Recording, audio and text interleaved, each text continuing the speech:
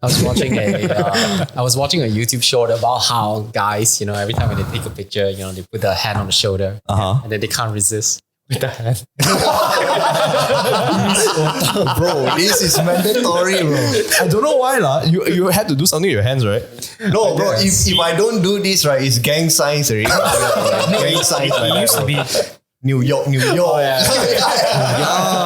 to be. No. Back then it was like this. Then it evolved to like this. With the whole Linkin Park. And this one also, bro. Like all these kind of. When we spoke to Fahmi, he told us to post like this. What the fuck is this? Have you seen This is shocking, bro. This is slicking. What the fuck is this? Have you seen this? It's like a Gen Z thing. Is it? Yeah, it's a Gen Z thing. Bro, I don't know. They posted that. No. Then you got ice in your veins. It's like that. Oh, right. Yeah. Eyes and veins? Yeah. What do you mean? That means you're cool. Right? Is it cool? Yeah. It's invented by a basketball player. Then he was like, ice in my veins. Ice in my veins. He's D'Angelo Russell, bro. He's like saying that, you can perform under pressure. Yeah. So it's just Iceman lah, Iceman. That day I was talking to... we started, yeah. Started, it doesn't matter. You can just talk. Actually, What up, Pod Nation? Let's get cancelled today, baby. I love how every episode there's always like someone asking, have we started? Oh, yeah. That's true. Okay, I can It's just start. mandatory question, bro. Introducing Vic today is your first time on the podcast. Yes, sir. Yes, Vic. Yes, sir. I've known Vic since, actually all of us, except Vince. We've known Vic since we were like, 13, 12-ish in Saujana, SMK Saujana. So I wanted Vic to be on the podcast as a guest only. But I think no guest until we move into the new studio. So you just come here, chat shit. Sure, sir. Oh, today could be all about you. No. It's about us. It's about us. I just want to sidetrack. Why? No, I thought we make Vicky a guest today, bro. Let's grill this motherfucker. What grill? No, we just ask questions about career only. Hey, no, I wanted to sidetrack a bit. I wanted to add that I've known Ren since I was 7. Bro, since 3 Mega. True. I've known you since Saujana time. Bro gave me a Triple H bomb, bro, last time, bro. Boom. That's how we That's how we become besties, bro, until today, bro. Have you heard that story before? I've heard that story, yeah, of course. It's fucking brutal. Vicky has to tell it, bro, because it's from POV perspective. That's not going to be the introduction, right? No. Huh? That's not going to be the introduction. That will definitely be part of the introduction, Vic. It doesn't matter. I mean, recently, there was an episode where I did together with the guys about wrestling, right? So it's a good story. Bring it in, man. Sure. You want to say a bit? I don't know whether it's borderline abuse or I think it is. Right? But then again, that's how kids, ma. Yeah, that's how everybody start out as friends, bro. The time we're kids, ma. How the fuck we do, right? Yeah, bro. We know we abuse each other, bro. When you grow up in the 90s, it's always a common thing to try wrestling stuff. 100%. Bro, 100%. But you see, right, the fucking normal thing to do is to try on the bed, bro. Yep. Yes, bro. Yeah, Yeah. But not on fucking concrete. You don't have people to try when you're at home, so you got to do it in school. Yeah. Because you don't know the repercussion of it. So what happened? You don't know what the surface will do to that person who's getting bombed or whatever. Definitely. You don't know about that. Definitely. Yeah. No, I don't. I think even as kids, when we decide to do those wrestling moves, we will do the sequencing, but we will not finish it for real. I'm really gonna slam your head on. No, bro. I used to do it on my bed all the time. That Chris Benoit shit, just going face flat, boom, and then you get your Shaky. mini concussion and shit like that. Bro, But it's cool, bro. It was nice. Last time my brother Chen, right? He gets it from me, bro. If I'm angry, right? Chris Jericho time, bro. Yeah. The younger brother. Yeah, bro. Y2K. Y2K, baby. Y2J. Oh, Y2J. Y2J. But I think that time, right, when you do it, right, you don't think about it, right, lah. Yeah. Because I was listening to Hulk Hogan on Joe Rogan at the time. Yeah. And he was saying, I can really hit you with a hammer right now, and you won't feel a thing. True. Right? Yeah. It's just like a last minute, pull out. But that guy is a pathological liar. Oh, are you fucking serious? He lies about everything. Wait, Hulk Hogan. Real.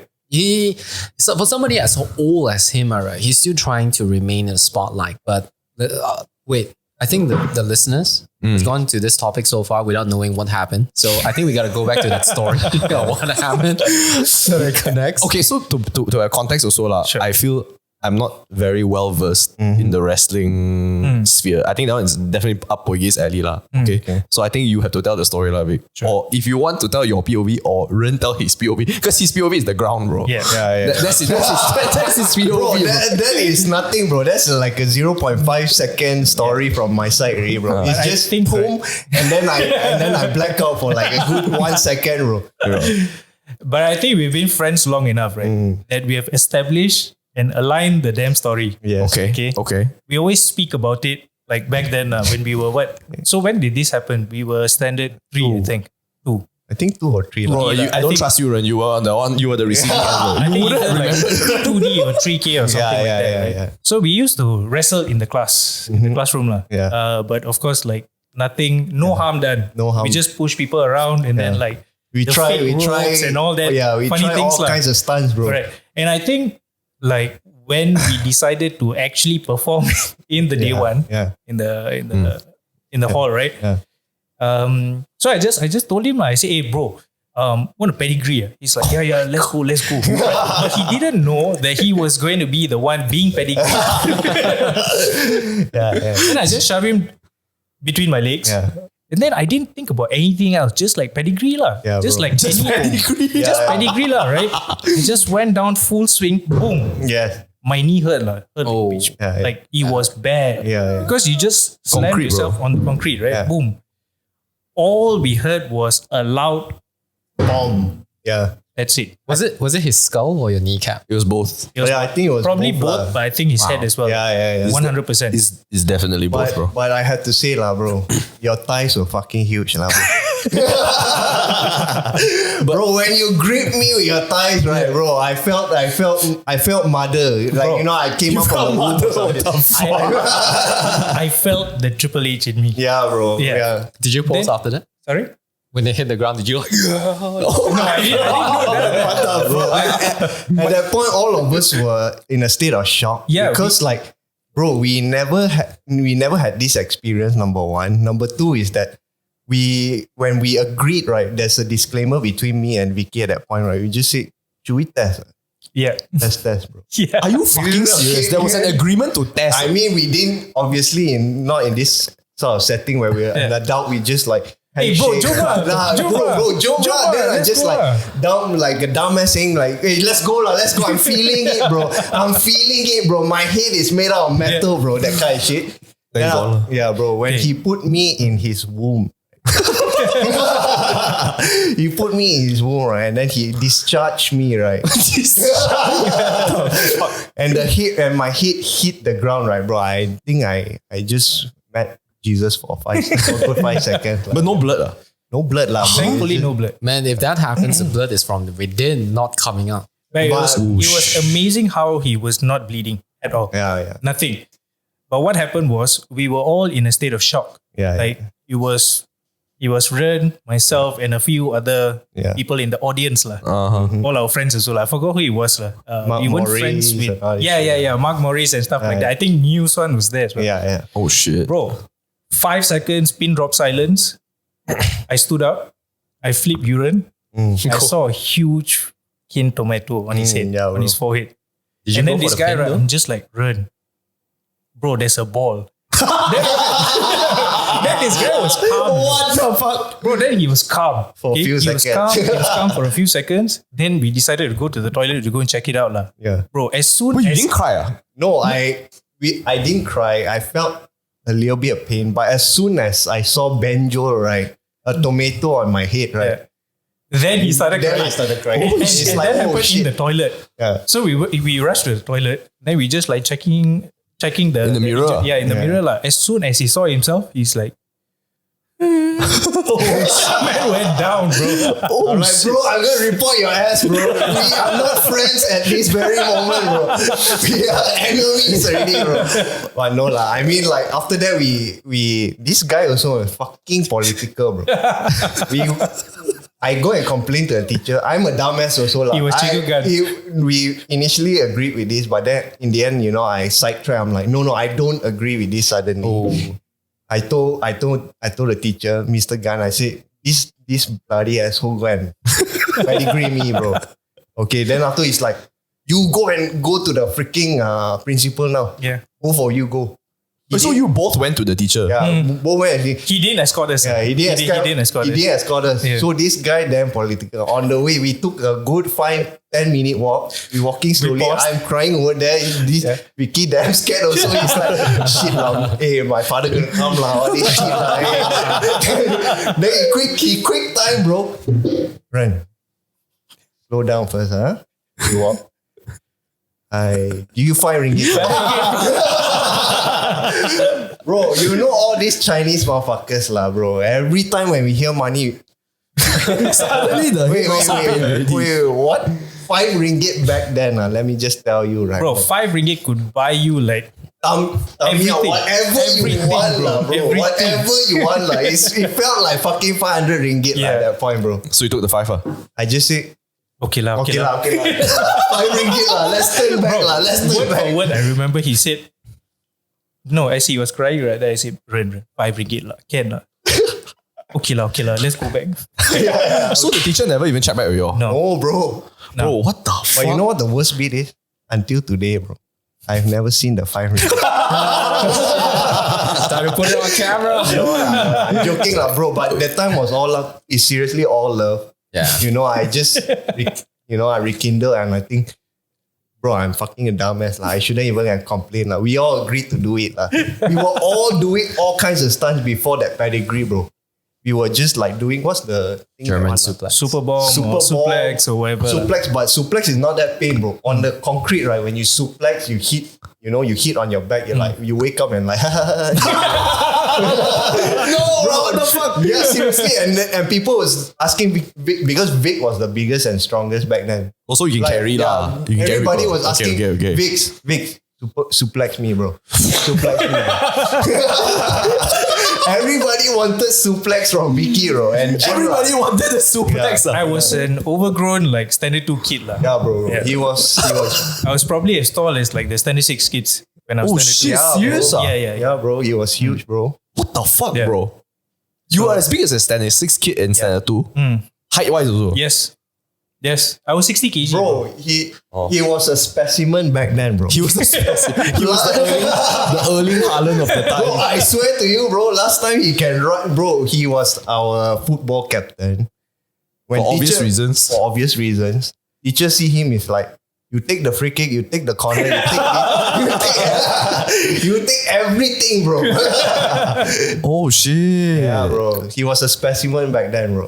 Too early lah. In my opinion, too early. Oh damn. But when you went back home, Yeah, what's the aftermath? yeah, what your parents do? Nothing, bro. He hid. If I'm not mistaken, he hid from his parents for like couple of days lah. But the banjo was there for at least a week. No, bro. When your mom and dad see you banjo on the head, it's like another day lah. Yeah. This is another day lah. They won't even come and question like, what the hell happened, bro? I mean, it's a different generation lah. Especially if you're not crying. Yeah, bro. I mean, all of us have baby boomer parents, right? Yeah, that's true. You come back with a fucking Actually, bloody knee, bloody anything, arm. bro. It's your fault lah. Yeah, it's your fault lah. 100%. That's true. Back then when I was 15, I was actively doing wrestling in school. In Saujana? In Saujana, yeah. What the fuck? No, we have our own wrestling Oh, league. you sound like Bobby Lee, bro. No, back then, 15 years old, a couple of friends of ours, we have our own internal wrestling league.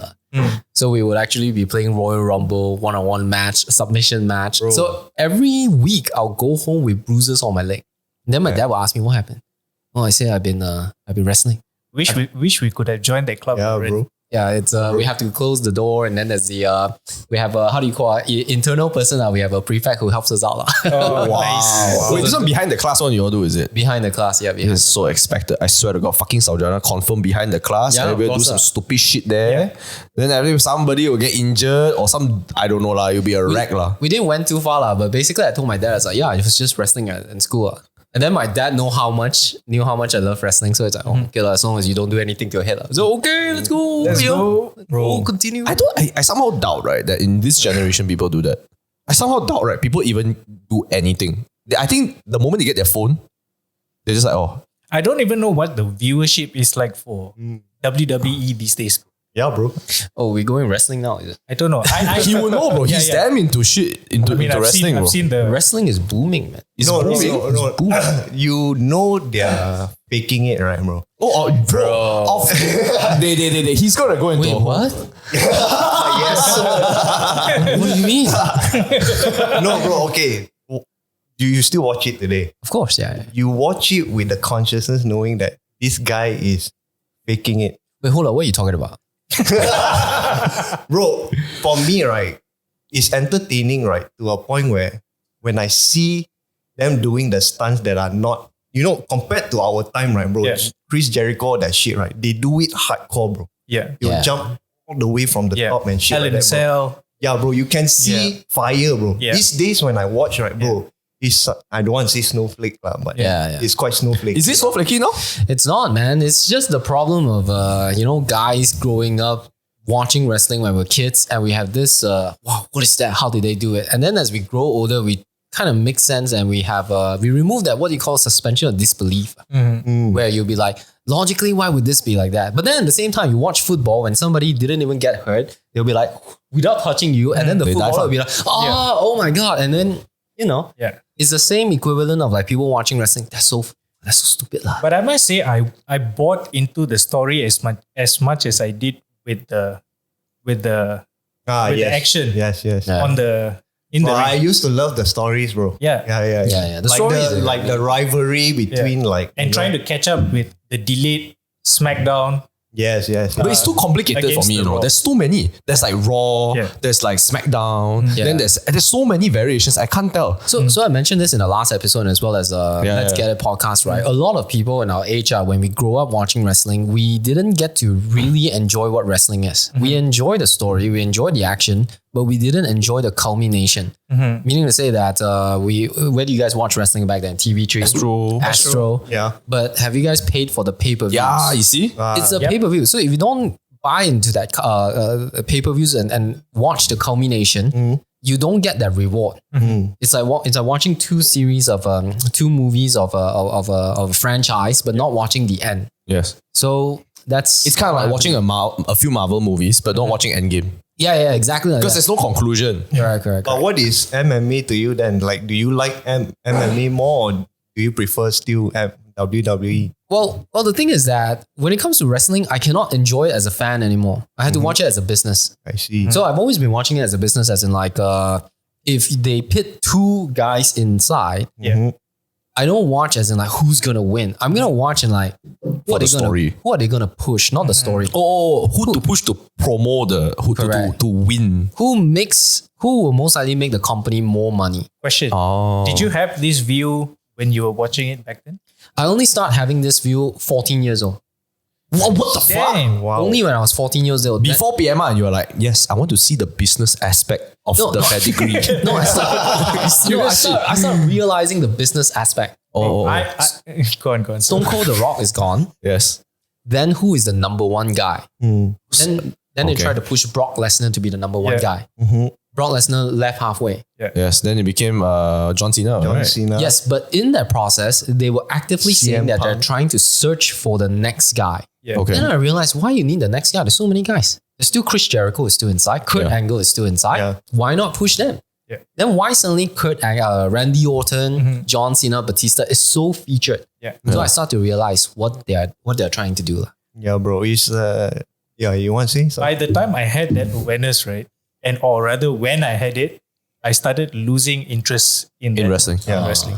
Right. Yeah. But I get your perspective about it. It's like superhero movies as well, Yes. right? Yeah, it's like you will be more inclined to supporting like Iron Man because he's like the main character and shit like that. It's exactly the same thing. It's like pushing Captain America versus Iron Man. It's the whole world against you. It's like a mini civil war on a daily basis, like WWE. Yes. To answer your question, I mean, like, I'm not really a MMA fan. I don't hate it. I just don't know where to watch it because I don't really watch TV. So I only watch snippets. Because I mean, if you're interested in fighting, right, the whole technicality of fighting in MMA is broad, lah. Right. Like in in wrestling, you stick with pedigree, you stick with all these suplex and stuff like that, right? But then in MMA, right, there's techniques, bro. It's jiu-jitsu, it's a mixture of everything. There's variants of that martial art in that game, bro. Some people can watch it and they don't understand it. But those people are fight enthusiasts. They can see all kinds of moves, bro. And they'll see new types of move and they'll be like, wow, how did this guy execute this kind of move? Yep. You know? So it's like, that's why usually I say like people who are interested in WWE evolve to MMA because they want to understand. Do you think so? Do you think No. I think so. Like those people that are interested in the technicalities of fighting usually evolve into watching this kind of... They will slowly lean towards the MMA, UFC. MMA. Just understanding the grounds, understanding the work. There's all types of fighting. There's the standing fight. Yes. There's the striking fight. Yeah, there's the striking fight. Yes. So and then the beauty about MMA is that you get somebody that is so good on the ground and then versus somebody that's so good standing. Yeah. So that's the most... it's like hype because of that. Yeah. Number one is Conor McGregor versus Khabib. Khabib is the best wrestler in the whole wide world, bro. He's no losses or something. The motherfucker wrestled a bear, bro. Yeah. Wait, what? Wow. He wrestled a bear at the age of 8, 9 As a years kid, old. Fucking way. Bro, There's a video of Khabib wrestling a bear.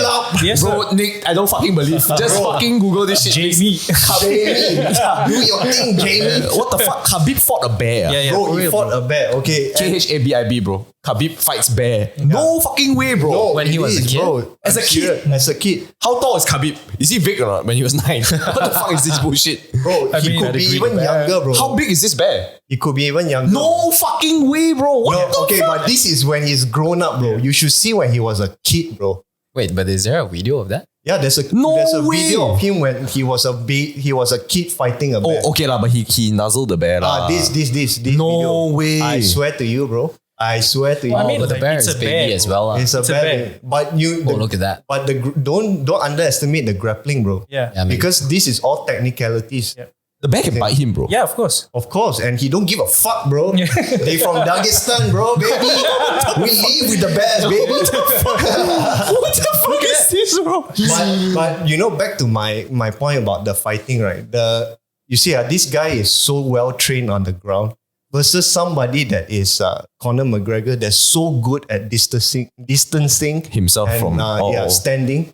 So it's like, how do you... That whole game, right? Actually, right, when people watch it, right, wow, it's damn boring, bro. Because Conor McGregor is trying to distance himself. Every time he comes nearer, he's like... But Khabib is trying to go nearer. Yeah, every time when Khabib tries to go nearer, he tries to distance himself. So the game is that It's chasing each other. My goal is to chase you down so that I can pin you down and I can Submit. make you submit or I just punch the shit out of you lah.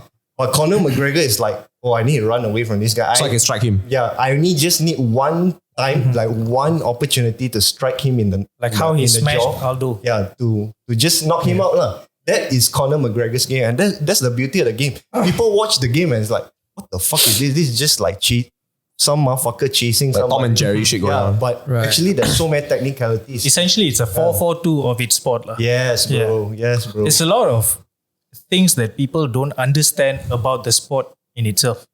About MMA. techniques. Not even any fight sport. Any fight sport. Like for that boxing matter. even. Even boxing, bro. Like Muay Thai. Muay Thai, I think, Muay Thai is brutal, bro. Bro, that is mad striking game, bro. Yeah. Mad striking. Yung is damn into Muay Thai. He every time shows me, hey bro, check this out. You know when the guy kick, when So you kick, loud. it's so fucking loud, bro. Bro, I went to this when One FC. Have you heard of One FC? Yeah. One FC is basically the UFC of Asia. Asia. lah. Yeah. They came to Malaysia Axiata Stadium lah.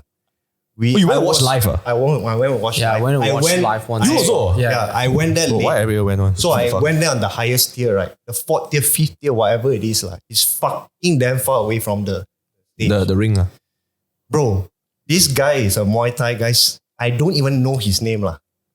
The guy just had one opportunity to strike, right? Because he also was fighting a grappler at that point. He got his strike. One kick, right? One kick to his face, right? Bro, boom. The whole fucking stadium, right, heard that shit, right? Everybody just looked at each other. Holy fuck. holy fuck. The loud is so fucking loud. Then it came, the next fight, it's just only a jab, right? It's just like a normal punch, right? Boom. Everybody just look at each other, bro. Are you serious? Are you serious? This is some anime fight going on. Yeah, bro. Bro, I think This is anime fight, bro. What the I fuck? think martial arts, right, or fight sport is a class above any other sport in the world. If you're talking about just pure testosterone. Yes. It's insane. I mean, there's so much of intelligence to the sport. At the same time, you need to be level-headed. Yeah. And To make you- decisions And when you are need in to be pain. a tiger at the same time. Yes, yeah. It's Yeah. insane, bro. Like when you're playing chess, right? It's just Brain. Yeah. intelligence. Yeah. Even football, right?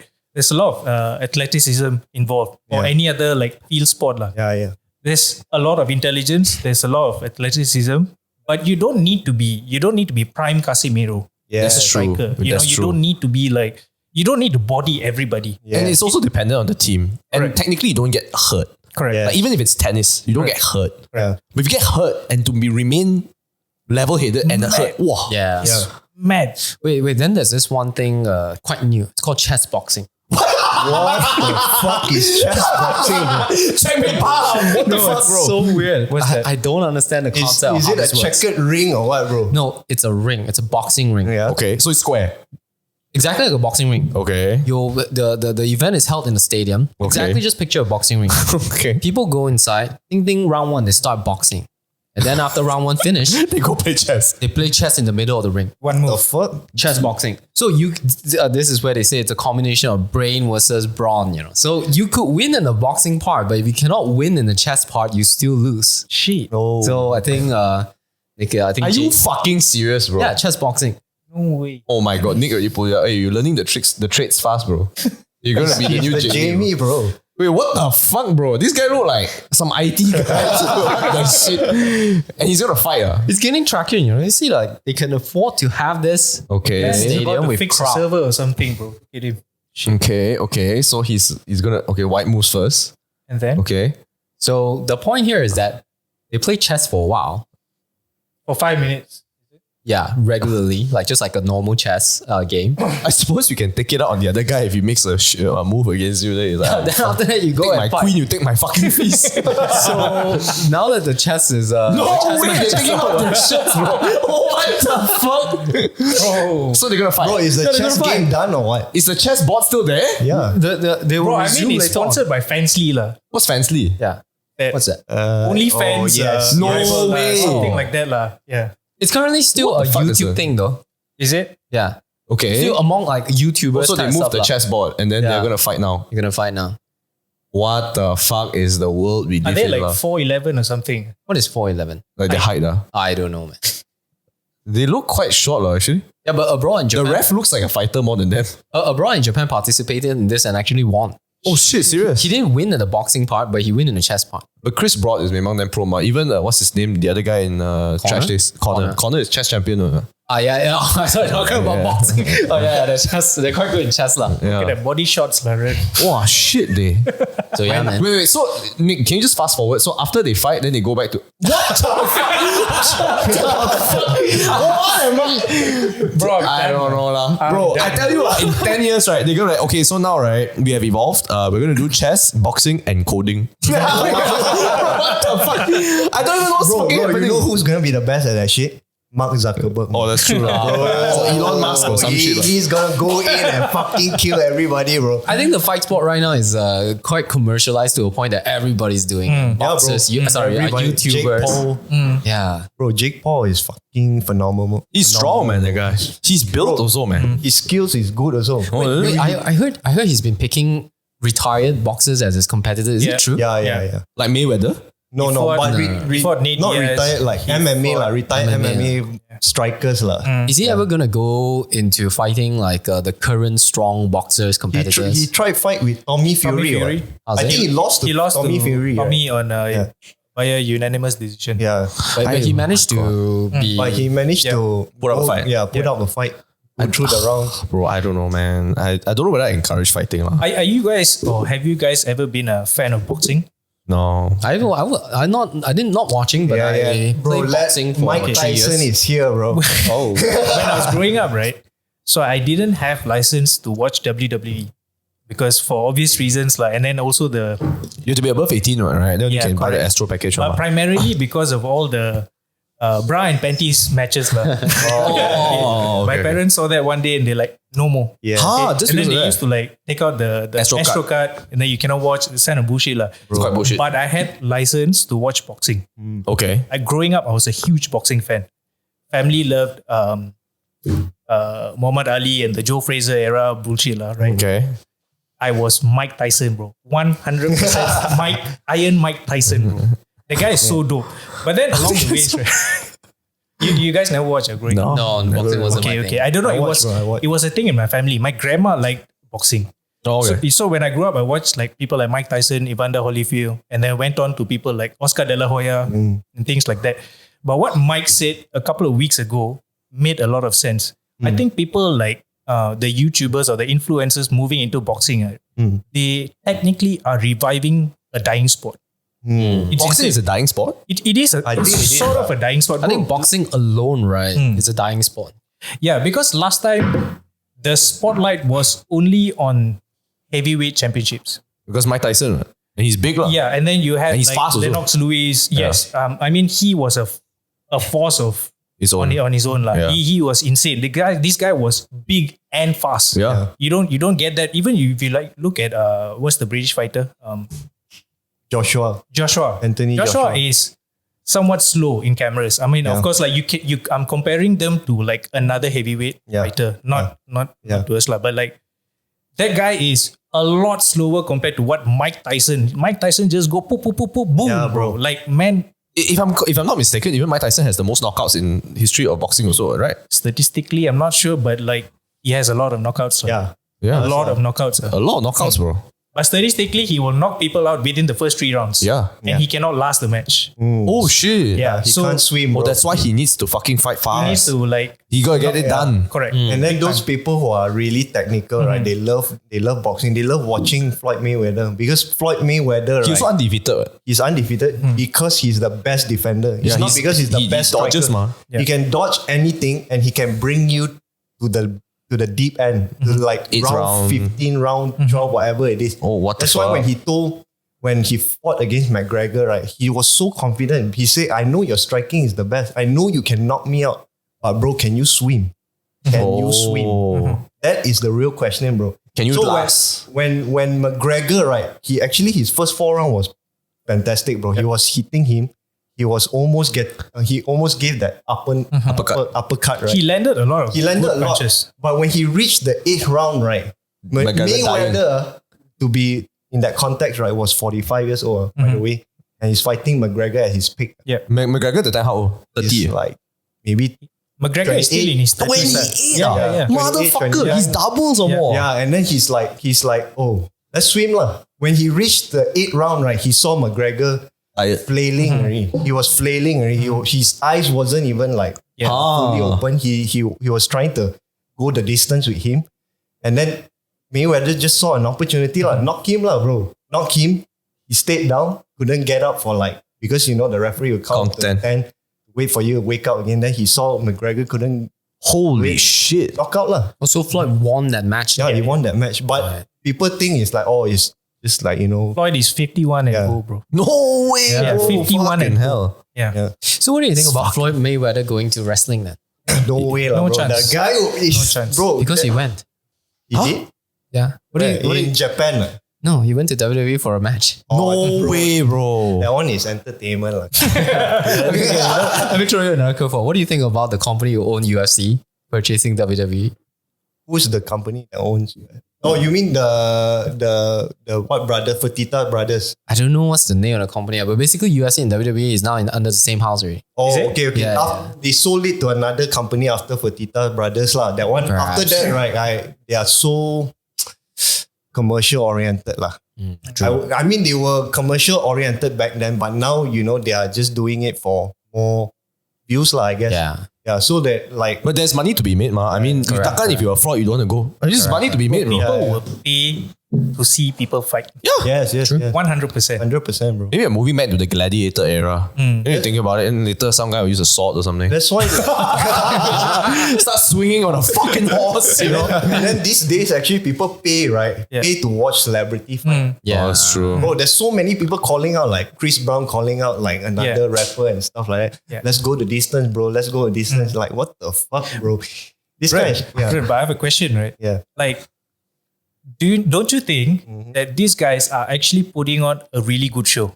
Exactly. Yeah. Because they got the money to pay for the no, fucking bro, training. like, man. And it actually goes back to your point. They are reactivating the love for boxing. Correct. But I don't think that's what he meant. No, earlier. What I'm saying is they actually put in a heck load of effort in before getting into the ring. Like, okay, maybe like I'm referring to Logan Paul's recent the Netflix camp, Netflix camp series, right? Sure, it's very it leans towards him, right? It's marketing himself for the fight. Yeah. But you gotta give it to him that he learned the way to be a fighter. And I think that takes years of effort.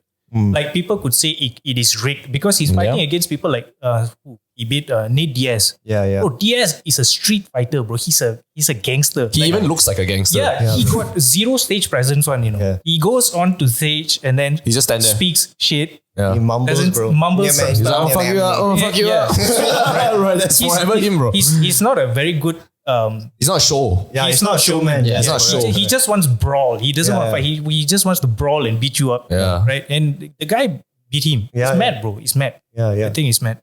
But I mean, if you're a celebrity, you got a lot of money. Do you know Logan Paul is in wrestling also? Yeah, he is. Yeah. He is. I don't know. Oh, Ronda Rousey also is in wrestling. Is he? She used to be in UFC. Yeah, she's the one that talk shit, then she can't fuck on, right? Rowdy Piper, bro. I don't know lah. I feel right, like when it comes to fighting, right, it's great, right? But then I feel that one wrong hit, you can just die, you know. True lah. It's just like, are we living in a civil society where like you don't need to die because of fighting? I don't know, man, but Elon and Mark is Yeah, bro. gonna throw down. Yeah, why are we doing this? Are you looking forward to that? I'm looking forward. I'm to also that. looking for Yes, sir. It went to that extent, right?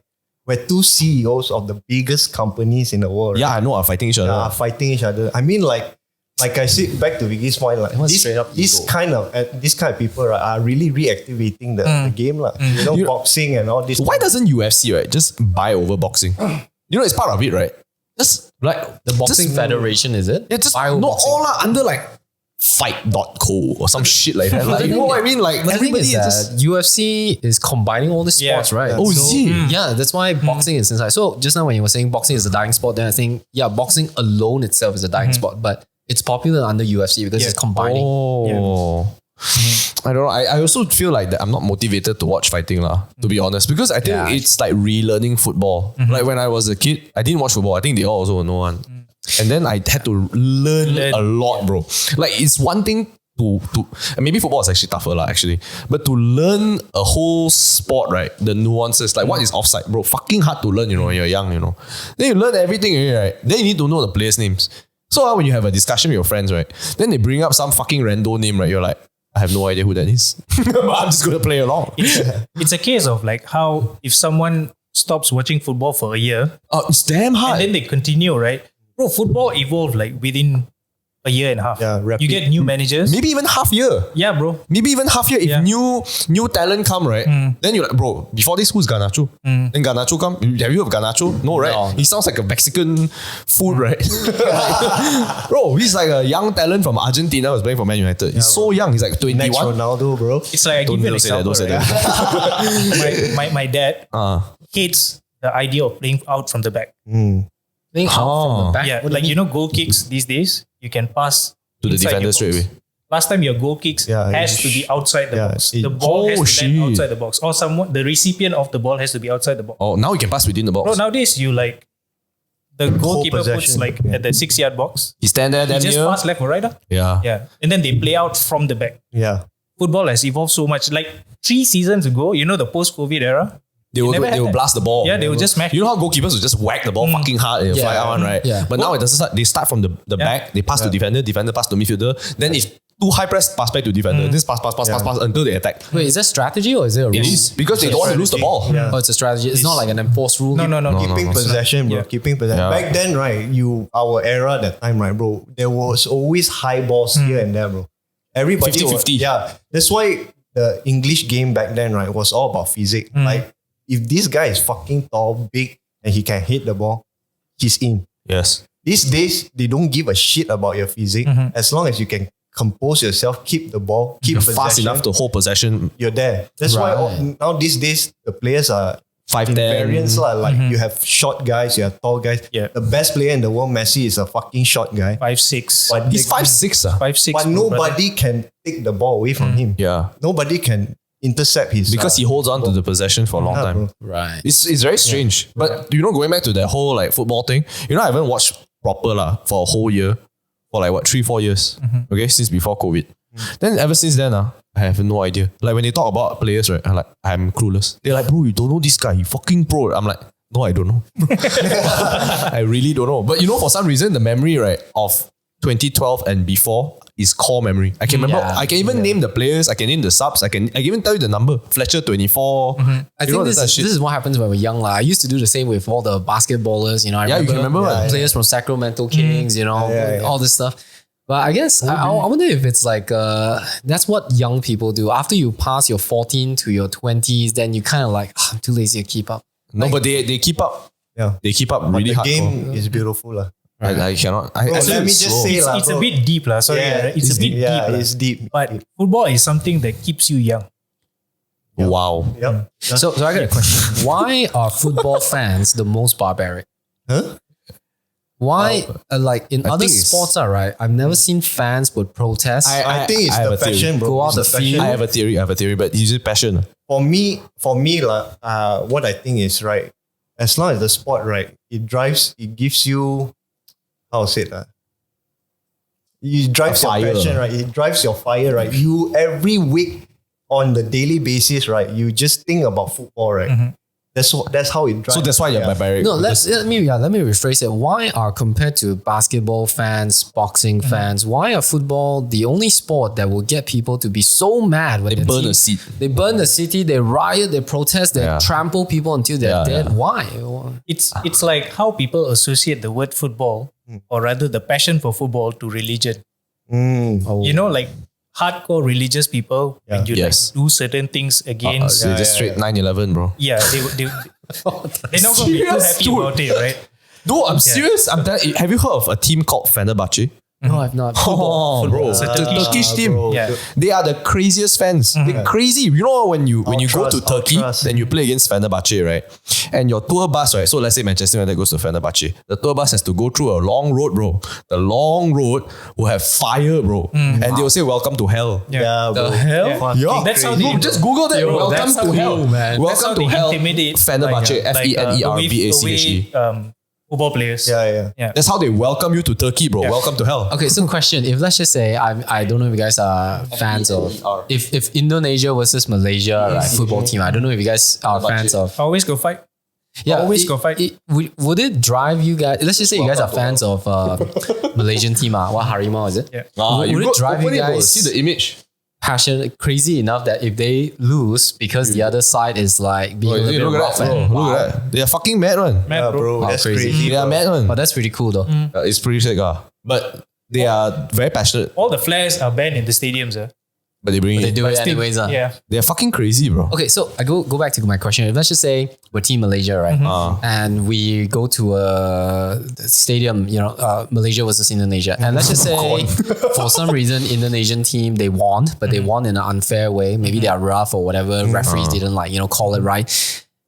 Would it drive you guys as football fans to be crazy enough that you would be screaming at the... Not us. But I have a theory, but before we continue this podcast, I just want to ask, do y'all, because I'm getting married end of this year, end of this month, sorry. go, John. We have the biscuit, the Chinese biscuit. Yeah.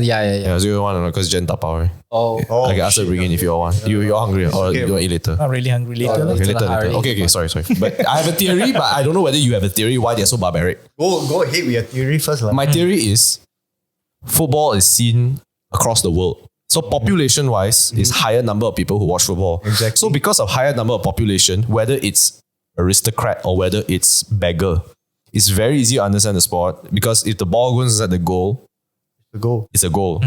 Offside, all that, I don't give a fuck. Honestly, yellow card, red card, throw in, whatever. I don't care. I just want to see the ball go into the goal. And when you see everybody collectively celebrate, for example, if let's say you were Malaysia and you saw a ball go in the goal, it's very easy to say, yes, we are better. True.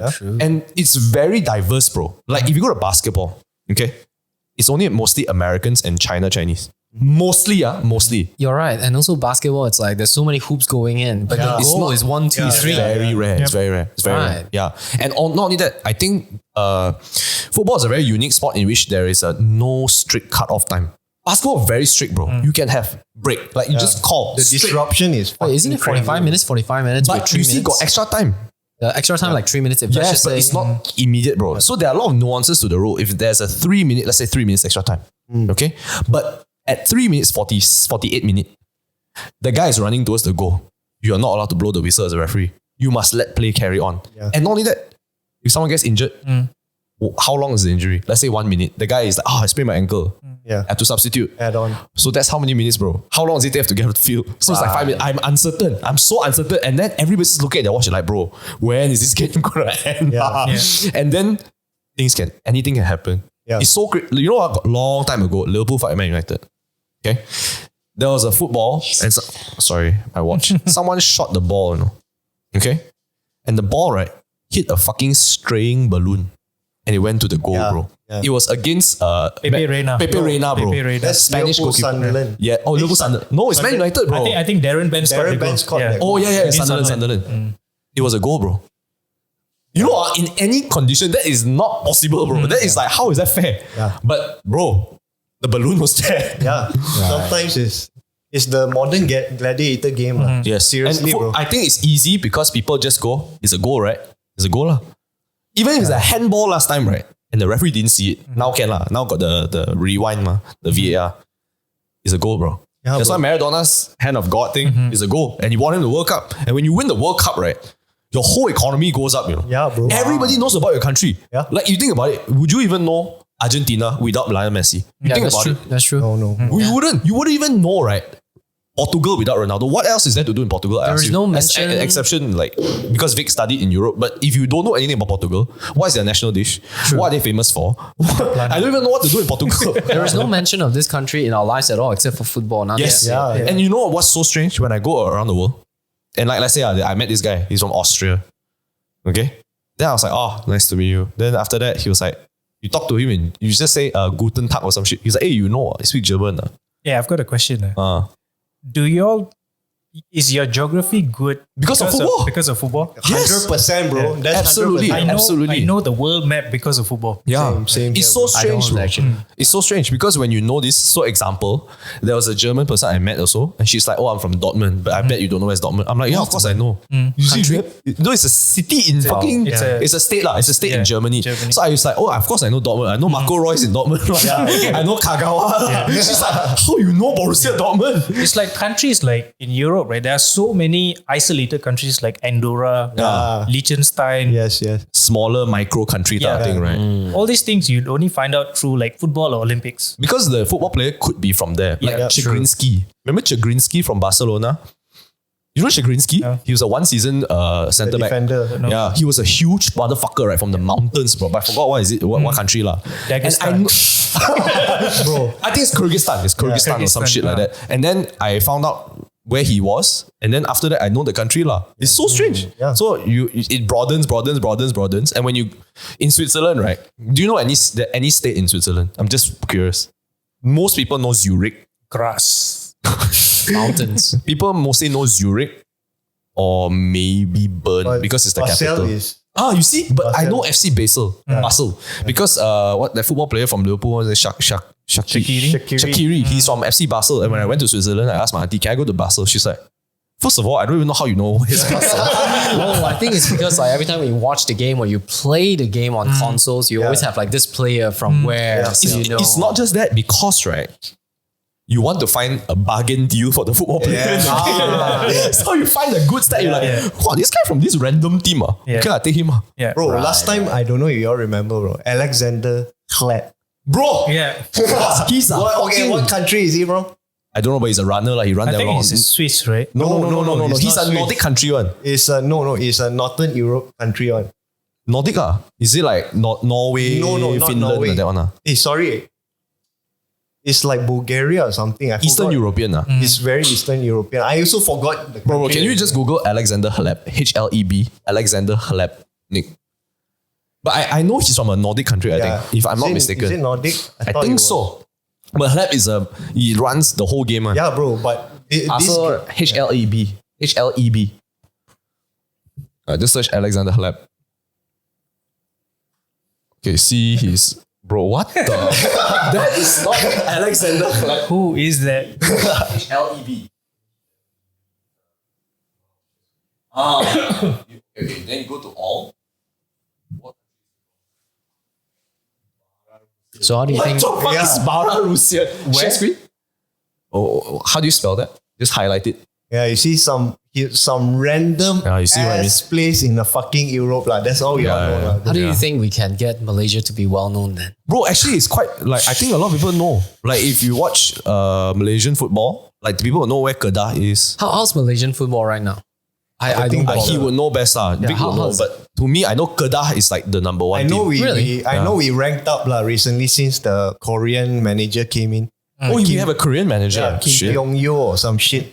Johor has been Kim like Pang-gun. crazy also. Kim Pang-gun. Kim Pang-gun. Yeah. Johor, the football club Johor Darul Takzim has raised the bars of Yes. Malaysian football. Yes. Itself, you know. In what ways? Bro, it's fucking funded by the king. Yeah, it's funded by King. Yeah. And the resources is so great that they have a state-of-the-art stadium in Malaysia. Bro, the fucking... It's funded and owned by TMJ. Yes. Tengku Mahkota Johor. So that means the resources that are being poured into them actually display good results. Is it? The Yes. players are really good. Yeah. I think what he has done,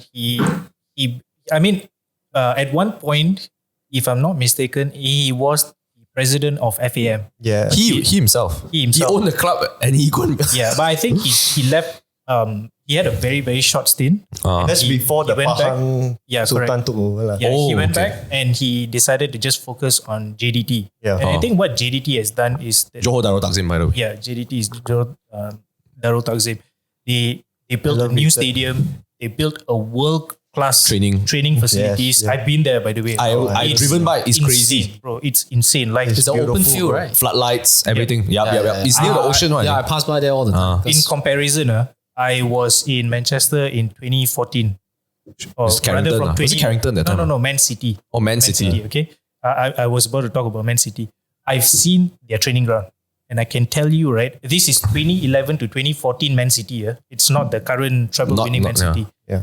Not And I better. can tell you that JDT's training facilities Was better at that time. Now than at that far time. superior to Yeah, what yeah. Man City used to Yeah. have. A lot of the players in JDT said the same. Yeah. Like they said they are so impressed with the training Yeah. Bro, it's facilities. insane. It's insane. And I think a lot of all the other clubs in Malaysia should use their blueprint. yeah. But it requires a lot of funding. Babe. And coming from sorry. Yeah, go. I have something very big to say about funding in Malaysian football. Okay. You know, like when we were growing up, that Dunhill was our largest sponsor. Like the cigarettes. Yeah. Cigarettes. Yeah. Bro, everywhere. Like I think a few clubs had like Dunhill. Yeah. Oh, yeah. Yeah. I've seen that. I used to watch Malaysian football back then. Yeah. My dad used to watch. He brought me to stadium and then he used to support Penang. Penang used to be a very big team. Public Bank used to be in Super League when my dad was here. Okay. So we used to go there, watch all that stuff. Bro, they spent almost 2 billion ringgit At that time. at that time. Malaysian football. Where the fuck is the money going, bro? Some fuck all lah, right? I mean, I don't have facts to say where it went lah, but like it didn't improve the Malaysian football, that's for sure. But I think JDT changed a lot because it's private funding, bro. You see private funding, you know where the money has Yeah, to go. bro. You cannot fuck around. And they invested it so well, bro. Yes. Because of that, they put their name as a state out there. You know, Yep. everybody knows Johor now, bro. Yes. Southern Tigers. You mean the other states team is not start with their state name? Bro, Like actually- Manchester? It is. It is. But bro, Yes, by the way, it is also partially sponsored by private entities that is Partial within those states. Yeah. Partial. And also state governments. Some states, like tax money, actually goes to football club. Yeah. But you see, I think that it gets lost. Yeah. It gets lost. That's the thing. It doesn't complete the transaction to the end result. But Johor one is direct, you know. Yeah, bro. Like he pay for the equipment goes there, you know. Bro, and then from an architectural perspective, right? If I'm from memory, if I'm not wrong, right? They got the best architect, which is to build stadium, Populous. These guys done the Allianz Stadium. Holy shit. They done Allianz is Bayern Munich. Populous. Yeah, Populous. They did our national stadium as well. They did our national shit. stadium. They did Tottenham Hotspur Stadium, which is one of the best stadiums today. Tottenham is in London and their stadium is the newest and craziest they also. spent about 250 or maybe 500 mil on just their stadium itself. Bro, it was done perfectly, bro. It was done, everything that they invest on the highest grade. Right? Johor. But Crazy. You guys think like from outer's perspective, this guy wasting money lah. What the heck he doing? What all our state fund go? What, bro? You bring name to your state, bro. You bring name to your country also, bro. Yeah. Does the it help whole the economy? Southeast Asia know about Liga Super because of And Johor, all he's been saying, right? I mean, like mad respect lah. Yeah. All he's been saying is use our blueprint. Yes. And all other state teams should and must follow. Exactly. Because bro. there are certain like rules and regulations in AFC, Asian Football Confederation, right? Which is just in Yeah, Bukit Jalil. it's like Champions League, you know. Yeah. It is the Champions League of Asia. Yeah, it's like Champions League in terms of how many clubs can be eligible to participate in AFC. Yes. Right? Malaysia don't have enough JDTs to have more slots. Yes. For example, I don't know the clauses or like the rules or whatever lah. But basically now only one team or two teams can go to AFC From Malaysia. from Malaysia. That's so fucking sad. Yeah. And they're gonna meet Ronaldo, bro. Yeah. A few years ago don't have by the way. You're Al Nassr is going to the AFC Cup. Oh, and then shit. Neymar is going to the AFC Cup, bro, because of this Saudi shit, So right? technically Saudi Pro League is promoting AFC so much that I think Malaysia should up their game, or even like all Because its visibility is almost easy visibility you know. Yeah. they're So getting the- it from other clubs. The AFC that we've been driving nearby there, that is like the HQ. Yeah. That's the HQ. That's the HQ. Of Asia. Yeah. Maybe Malaysia. It's I in don't Bukit know, Jalil. actually, I It is. don't It is. It is the HQ. That's I've been impressive. inside. It's quite big, bro. But back to his question, right? His core question is, why does it drive football fans mad, right? Oh yeah. Football is It's crazy lah. it's patriotism, bro. Yeah, I think I got It's the just answer patriotism, through your bro. theory already. I mean, like when people go to a football match, they really feel like, I gotta represent my country. Yes. Versus if you watch a boxing match, you're rooting for that guy. Individual. Yeah. But bro, have you been to a football game? I'm not a football fan at all, so I've never even stepped Bro, close to it. I can tell you for sure, and they can attest to this. I was not a football fan either. Right. I was a very anti-football one. Actually, I just like to play only. And then I think it was like in Form 2. He told me, bro, just watch a game, bro. Then he told me, bro, just watch a game, bro. I'm like, I'm not going to watch a fucking game, lah, okay? Right. So what happens is that my dad is a big MU fan during the Beckentines rioting time. So it's just the fact that every time when I watch wrestling, he would make fun of me. So it's just, every time we watch football, I have to make fun of him. So that's why I never got I on. think I don't know about now. If you start watching football, I think you will love Man City, lah. Honestly I don't think I speaking. can sit in front of TV for 45 minutes. Bro, I think one good way 90 minutes. for you to not start watching football, or a good starting point, right, would be going to an actual football game in a stadium. No, I disagree.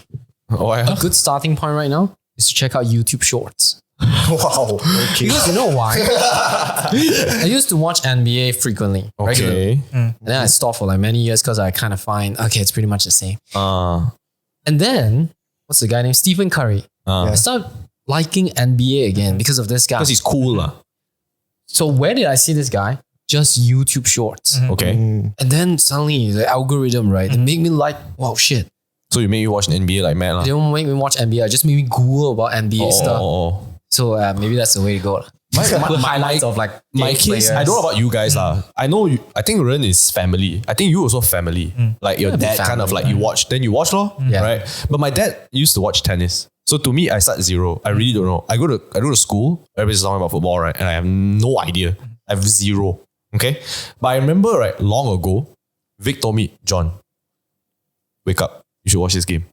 And it was like 1 a.m. or some shit, bro. And I was like, dude, we got school tomorrow. Like, you fucking mad. He's like, bro, just trust me, go watch. So I woke up. 7-2? Yeah, bro. No, it's 7-1, bro. 7-1. Yeah, 7-1. What's that? The results. Brazil versus... No. It was Man United versus AS Roma. Oh. Yeah. I woke up, at 1 something in the morning. I was like, bro, I'm fucking tired. Like, this game is fucking ridiculous. And you know, football is damn slow. Yeah. Okay. I woke up. The moment I turned on TV, it's a goal. Then I was like, oh shit. Then after that, literally 5 minutes later, another goal. Then another fucking 10 minutes, another goal. I'm like, You're watching bro, what am I watching? I'm watching a FIFA game. Like, what the fuck is this? Then it was 4-0 at halftime, bro. And I'm like, And you I saw don't the- even know what is the second half yet, you know. So I'm like, wow, this is crazy. And the chemistry that game, everybody almost can reach. It's like a brain, you know. yes, bro. It was a brain, you know. Yeah. Everything just linked. Yeah. Everything. Like, Everything they just didn't need to try. Normally, right, if you shoot, goalkeeper save, or it goes out. It's not everything just went in. Then we considered, which I was like, wow, you can, no matter how god you are, right, you can, Yeah, the defense can make a mistake. Sure. Right? You can crumble for that moment. So you can see it. Then they 5-1, 6-1, bro, 7-1, right? The other team is so defeated, right? They are just like, right, I don't want to play. And there's Mikey AS Roma. Yes, bro. AS Roma That back time then. it was captained by Francesco Totti, the captain of Italy some more, you know. And that captain was devastated. And it was a great team. Yeah, it was a very strong great team. It was a really, really Who was again? Sorry. Manchester United versus And AS you Roma. get to witness the This was crown the- jewel, bro. This was Cristiano the Rodney, Ronaldo, Wayne bro. Rooney Correct. version. It was when they were very young, when Wayne Rooney, Ronaldo were like 21, 22. Yeah, bro. Fucking crazy. Wait, bro, you know, football players are their prime at 27, 28. These motherfuckers were 21 and prime, you know. That Yeah. means when you look at them, you're like, we have a fucking solid next 10 years coming, Yeah, guys. Yep. And they can beat AS Roma, you know, Yeah. which was fucking crazy. 7-1 some mad. more. Crazy. And after that, I was like, dude, I'm so convinced this is fucking mad. Then I watched the next AS Roma game. And I think we won 1-0 only. But that 1-0 fucking mad goal, bro. Bro, I don't know whether you can pull this up. If you pull this up, right, I don't know whether you get demonetized up. But I'm just going to explain to you because people are listening to the podcast as well. Okay. So there's this ball, right? The guy crossed the ball. I don't know who crossed the ball. I forgot already.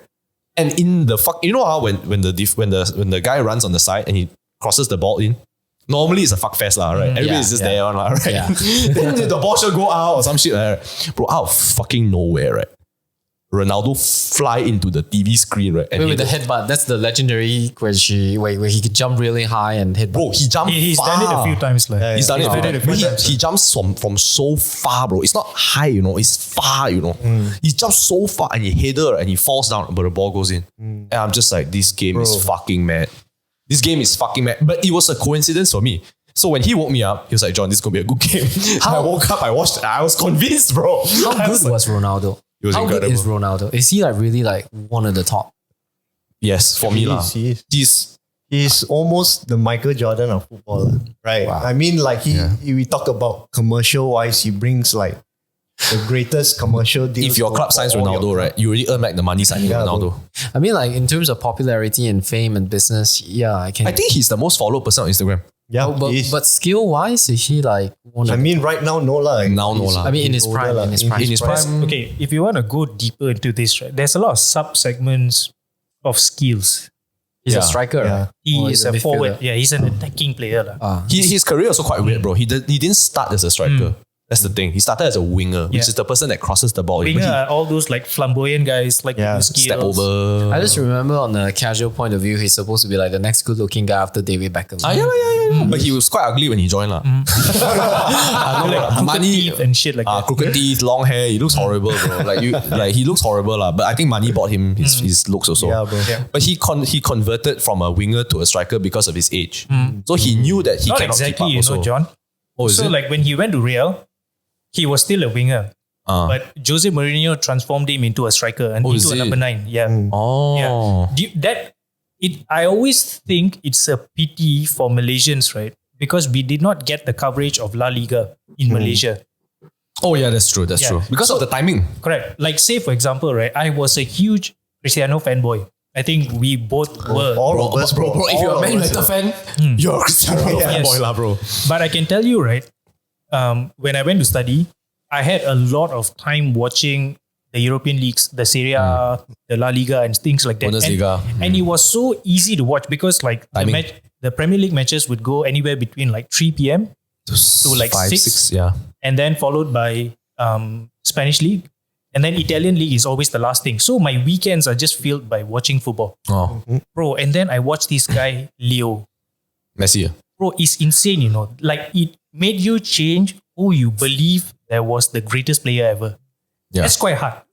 It's quite hard to do that. It's not quite, bro. It's impossible. So bro. I always feel, right, the Malaysians or maybe even Asians, it's a pity back in the early 2010s, we did not get the coverage that we have right now, today, of Spanish League. I mean, but that's not our fault. And course. that's 100% Premier League is so smart. The English Premier League changed the timing of football games in England to fit the Asian market. They are fucking smart because they know Asians got money. You just need to put it at the correct timing. So now when you watch a football game, right? Everybody supports Man United, Chelsea, Liverpool, whatever. Because the timing is just right. 9 p.m. 9 p.m. what you do? Yeah. Nothing, bro. Before you go to bed, right? Mama. Mama, right? Hey, bro, last time Mama don't even have football on, you know. Yeah, bro. Right. But when they changed the timing, everything magically happened. But it's La Liga's fault. They should have changed their timing. It's Bundesliga's fault. They should have changed their timing. Bro, you know how you go to Japan? You go to Tokyo, right? You see fucking a lot of Manchester United fans, you know. It's fucking a lot. It's Man United bar, every Man United bar. Everywhere, bro. Japan. Yeah. Everywhere you see Man United bar. But when Liverpool win, Liverpool bar.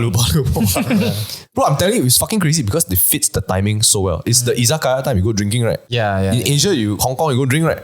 You go yum beer or whatever shit, right? In KL, you go mamak. Singapore, you go drink, you go mamak, whatever lah, right? Indonesia, same thing. Bro, the whole line there all watch football. That's why now you go overseas, right? You see a fucker guy wearing Man United jersey, Liverpool jersey, Chelsea jersey. It's so smart. But rarely you see Barcelona. Rarely you see a German league. Makes sense. And Italian league also never won. Because if you want to watch that, you have to wake up 1 a.m. to watch a normal game. How does the fans of these Liga, right, feel when they see that the English Premier League, every time when they go to World Cup and they don't win? World Cup is different. World Cup is country based. Oh. But there is a club World Cup also, to be fair. So if they were to go to the World Cup and they don't see their... so if you watch the World Cup... Oh, sure. If you go watch the World Cup, you will see... So example, right? Ronaldo plays for 2 teams, technically. Really? On World Cup, he can do that? No. Technically, as a football player, you play for 2 clubs. Right? So you play for... Now it's down the Serie A, right? So if he plays for Real Madrid, he plays for Portugal as well. So in World Cup, he plays for Portugal. But after that week, he goes back, he plays for Real Madrid, example. Right. So you have to play for 2 teams, provided your country calls for you. You can retire from international football and don't play for your country also. So as a Malaysian, you can play for Man United. I wish one day right? There will be and you can play for Malaysia as well. Yeah. So to answer your question in terms of, let's say if you are La Liga right? You like to watch Barcelona, right? And I know what you're thinking because hey bro, isn't Barcelona a state? So technically, aren't they part of Spain? Then shouldn't they play a World Cup? Maybe that's the logic right? It's not true because that's based on that country's league. So in that country, you can have people from Asia to play here. You can have people from Africa to play here. Even your local can play here. But when it comes to World Cup or let's say Euros, the whole country unites. Yeah. Yes. Right. No, I'm saying I'm asking I heard in the last World Cup, all these players from this English Premier League, they can't seem to win it again. Oh, because they're from Premier League, but then they play for England. Yeah. Bro, it's very hard, bro. So the question is how does these fans of, we go to Japan, they all they're into Manchester, Liverpool, but then it's actually the Barcelona players are the ones that are dominating. It's a fair question, bro, because this is what I think, right? If you play for a club, the club will know what player is fit for the team. They have a lot of analysts. They'll be like, I know this guy is good for me. I know this guy. I can take this guy from Asia, this guy from Europe, this guy from Africa, and then I'll make a great fucking team. But if you play for Malaysia, you are stuck with whoever is in fucking Malaysia. Not only that, because national games are not that many compared to Premier League games. So the game time you have with your teammates, right, is lesser when you go for national. So that's why, you say, why England is so great as a Premier League, but they're not great in World Cup. It's because they don't gel as well Yeah. as they do with their club mates. Or maybe they don't play enough. Oh, Yeah. see, and the English Premier League, they buy a lot of players from a lot of countries. and it's a lot. I mean, there's a lot of nuances to this because, like, okay, you've been playing with your Portuguese teammate and all these kind of teammates, but when you reach the national levels, right, you see. You don't see this guy. You haven't seen him in a while. Yeah, like weeks. And he plays a different kind of style. He's been playing in Spain. Yeah, You've been playing in England. Yeah, so it's no. like you have to adapt to each other. So it's very difficult. Yeah. And the team that does well, right, like let's say Italy and stuff like that, right, is because they play within the country. They play within a country. A lot of them are within their. They don't really go abroad. Yeah, they don't really go abroad. And English players don't go abroad also. English players, they're like, I just played in England. Most of it. But it's a hard comparison because like when say France won the 2018 World Cup, right? Yeah. Bro, all their players, or rather most of their players, were not playing in France. Yeah. They could just gather them and they had a great manager who could. Yeah, but French players so fucking quality, bro. Damn good. You're just lucky. Your country produced great players. It's the Mbappe guy. Yeah, but we can't say England never produced good players. We always had good players, bro. In fact, like the current England squad, minus a few certain United players, right? I think they have got a great squad. Yeah. But what's lacking, nobody could tell, bro. Like if sometimes you're unlucky also, to be fair, bro. If Gareth Southgate cannot figure it out, right? Yeah. He's the manager of England, Gareth Southgate. Yeah.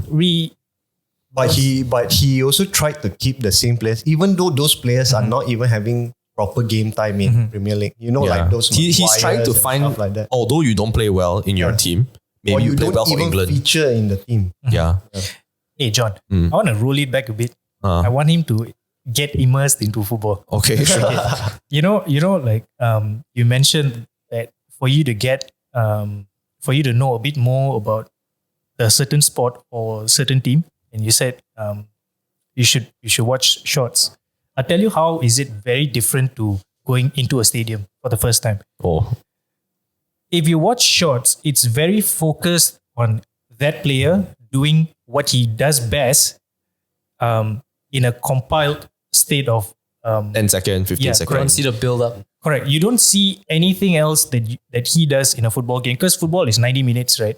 Or these days 100 minutes. Really? Because of the extra time. Yeah.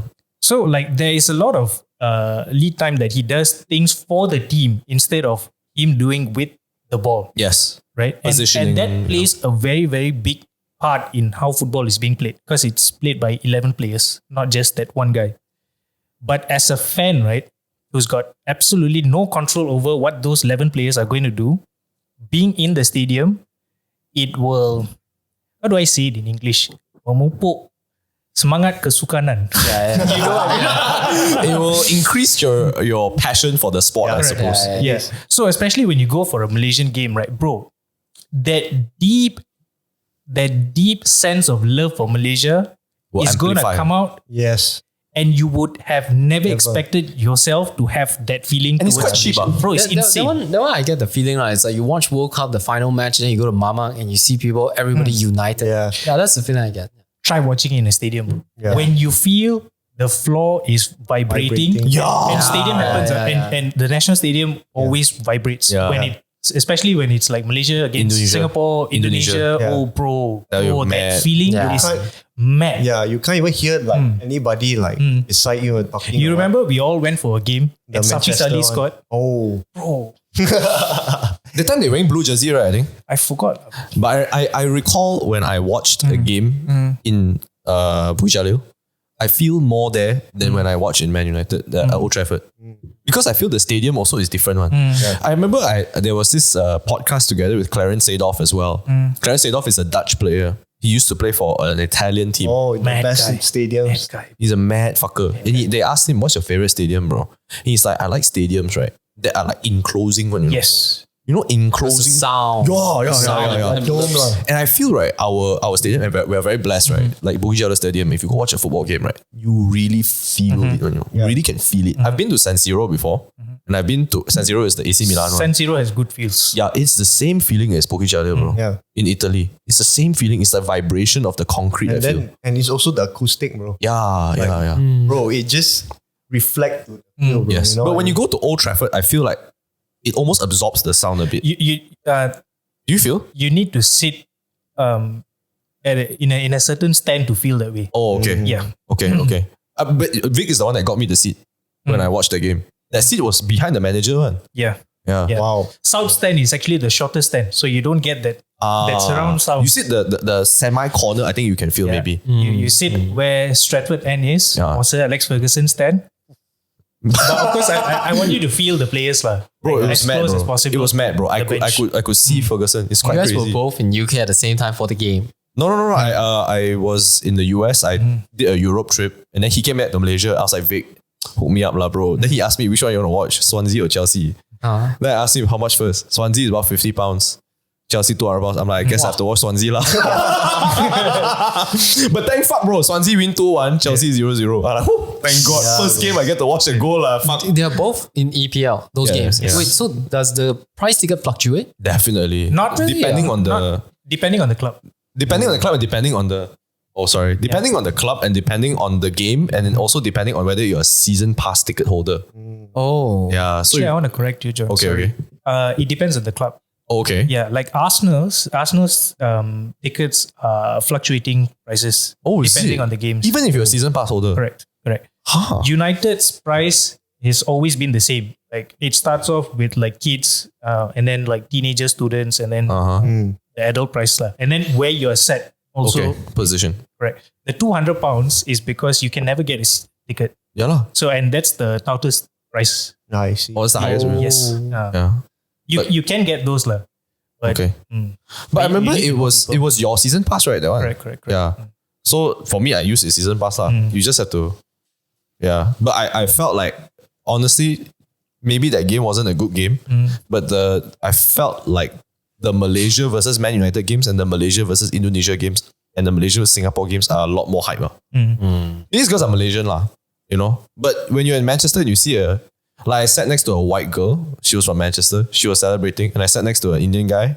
He's from somewhere I forgot already, and they were all celebrating. So it's like, wow, different people also can celebrate for the same team. Right. Quite mad.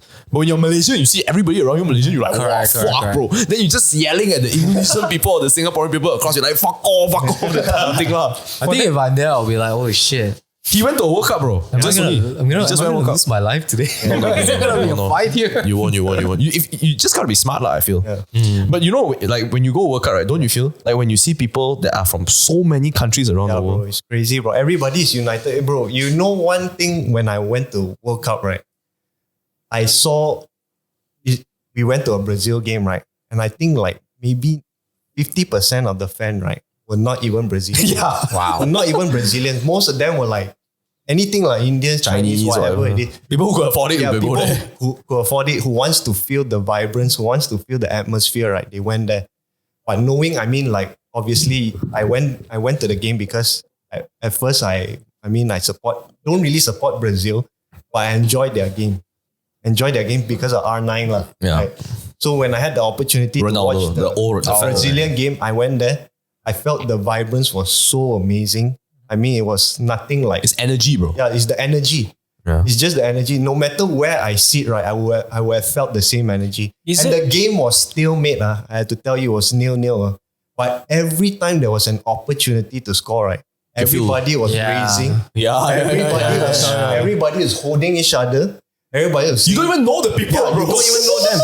And half of these guys, right, they are ladies that don't even know any of the players. They don't even know the name. They went there for the vibrance, bro. I was told, right, Bren, Yeah. World Cup is almost like a festival. It is, bro. It's not a football competition bro. for the fans. I Yeah. don't know. I've never been to a World Cup. And the energy started right off when everybody left everybody disembarked from the train station. Yeah. Because all of us, right, or anybody had to always start off from the capital, which is which is the main city of Qatar.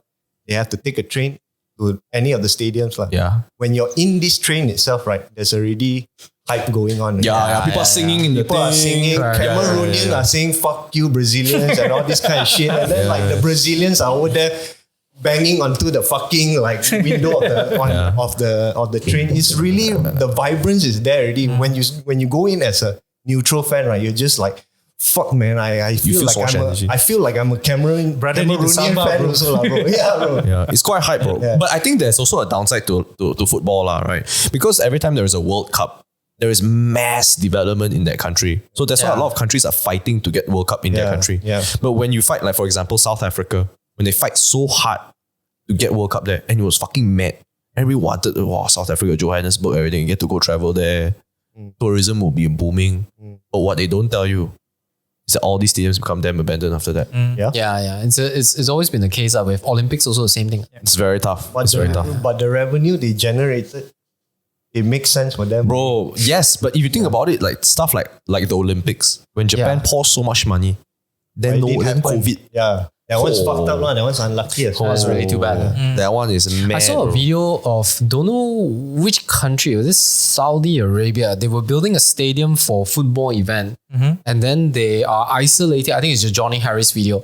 They isolate people to live in a specific spot in Saudi Arabia. I don't know, is this Saudi Arabia or not? Just basically a country, so that the tourism who comes here, they don't get to see all this illegal workers. Yep. I think that was the Qatar World Cup. I think that's Qatar. Saudi Arabia. Even Brazil, they bought it up. Like I have friends from Brazil. They tell me when you come from the airport, everything is covered because they cover the favela, so you don't see her. Bro, this even happened in the UK during the Olympics. Oh, is it? 2012 Olympics. Bro, is it wrong though? It's not wrong. You just want to show like good impression. Experience, right? Good impression, Yeah. I mean, it's part and parcel of optics, I guess. Like the Investor Olympic optics Stadium also. in London, which is in Stratford, right? Bro, they vacated like the ends. Oh, is it? Yeah. They vacated people like off the blocks, the closest blocks from the ends. And then like BBC occupied like the top floor. See? Yeah, the media team, blah, blah, blah, and all that kind of stuff. Yeah. It's quite common, I feel. It was one of those like Johnny Harris videos. I'll send it to you later. Oh, okay, nice.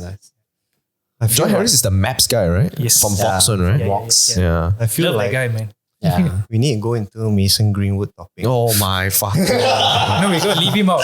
No, that's why. No. Okay, we just give the premise lah. What is that? Actually, we should ask you what your opinion is. Yes, we should ask it because he's a neutral, bro. Yeah, you're neutral, right? Because we're all Man United fans here. Okay. So technically, if we were to say, we were like, fuck everything, I want the guy. I put it in the perspective where you're a manager lah. Okay. You're a manager of a company. You found out that one of your employee, your outstanding employee, or you could say your prodigy, was sexually assaulting his girlfriend. Okay, it came out, right? You see No, I'm videos gonna of get it. cancelled then. Because we all feel the same way. Yeah. He sexually assaulted his girlfriend. You saw the picture. Okay? You as a company, as a board decided, maybe, we like him so much. We think he's gonna be one of the best football players in the world. We're just gonna put him, and not football player, I mean like an employee in the world. Right. We're just gonna put him aside. We're just gonna suspend him. For 1 year. For 1 year. Okay? Just to let all this Heat. public views to Just calm down. Calm the fuck down. Lah. Right. Okay. Should I do it? Should I fire him or should I just suspend? What as a manager, what will you do after a year when everything is down? He's finally settling with the girl, even though he sexually assaulted her. She also forgive him. She forgave him. She dropped the case. She dropped the case. And they got married. And they got married. The fuck? But they have a kid. Yeah, they have a kid. And the public view is against you bringing him back to the I just want to point out, your employee is a two-footed player. Two-footed? He can use both feet, bro. He's versatile. He's a really good. He's like a really good player lah. Bro, he's prodigy, bro. And now I can tell you, right, if this employee, when he slot it home, right, he slot it home with ease, bro. When he scores a goal, right, it's almost as if it's second nature. Yeah. Wow. And he's damn young, 21. Yeah. So what you're saying is that should I cave into public's opinion Yes. versus what's right For your company. For a company? Yeah. I guess in this case, it's probably what's right for the company. Because public's opinion is just public's opinion, viral moment, topic discussion at the moment until the next thing come and then they'll be distracted. But let's just say, as you're explaining this, I can't relate too much on football. So I just think about like a normal organization. Your love life and the things that you do is your private life and has nothing to do with me. Now, I may have my opinions about like, should you sexually abuse someone? No, you shouldn't. But then again, it's not my duty to judge your private life. To bring justice. I'm not the law and enforcement. It's true. So if 1 year later, you seem to be happy with whoever you are and the person has forgiven you, and you're still serving the company in ways that are benefiting the company. You got trained with them, right? You can still train with the team, I think. Team for a while. But now Jetafe, Then, unless if you're saying that now I am a public listed company and reputation and images. You are is public listed. Then I have to see the performance of the stocks. Stock now good. Stock no good. Sorry, you gotta go. You're not the only player, man. But you see, your stocks is not good. But if you win, you as a company that wins something, right? Let's say your KPI as a company is to win a championship, right? And with this player, your likelihood of winning a championship is a lot higher. That could push up your stock.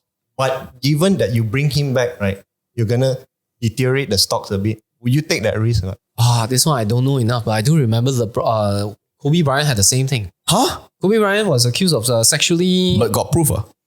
I can't remember, but let's just say proof or no proof is the same thing. The people knew about it. The news was so viral during 2001, I think. Yeah. Oh, that was a long time ago. There was a time when he still had his afro hair.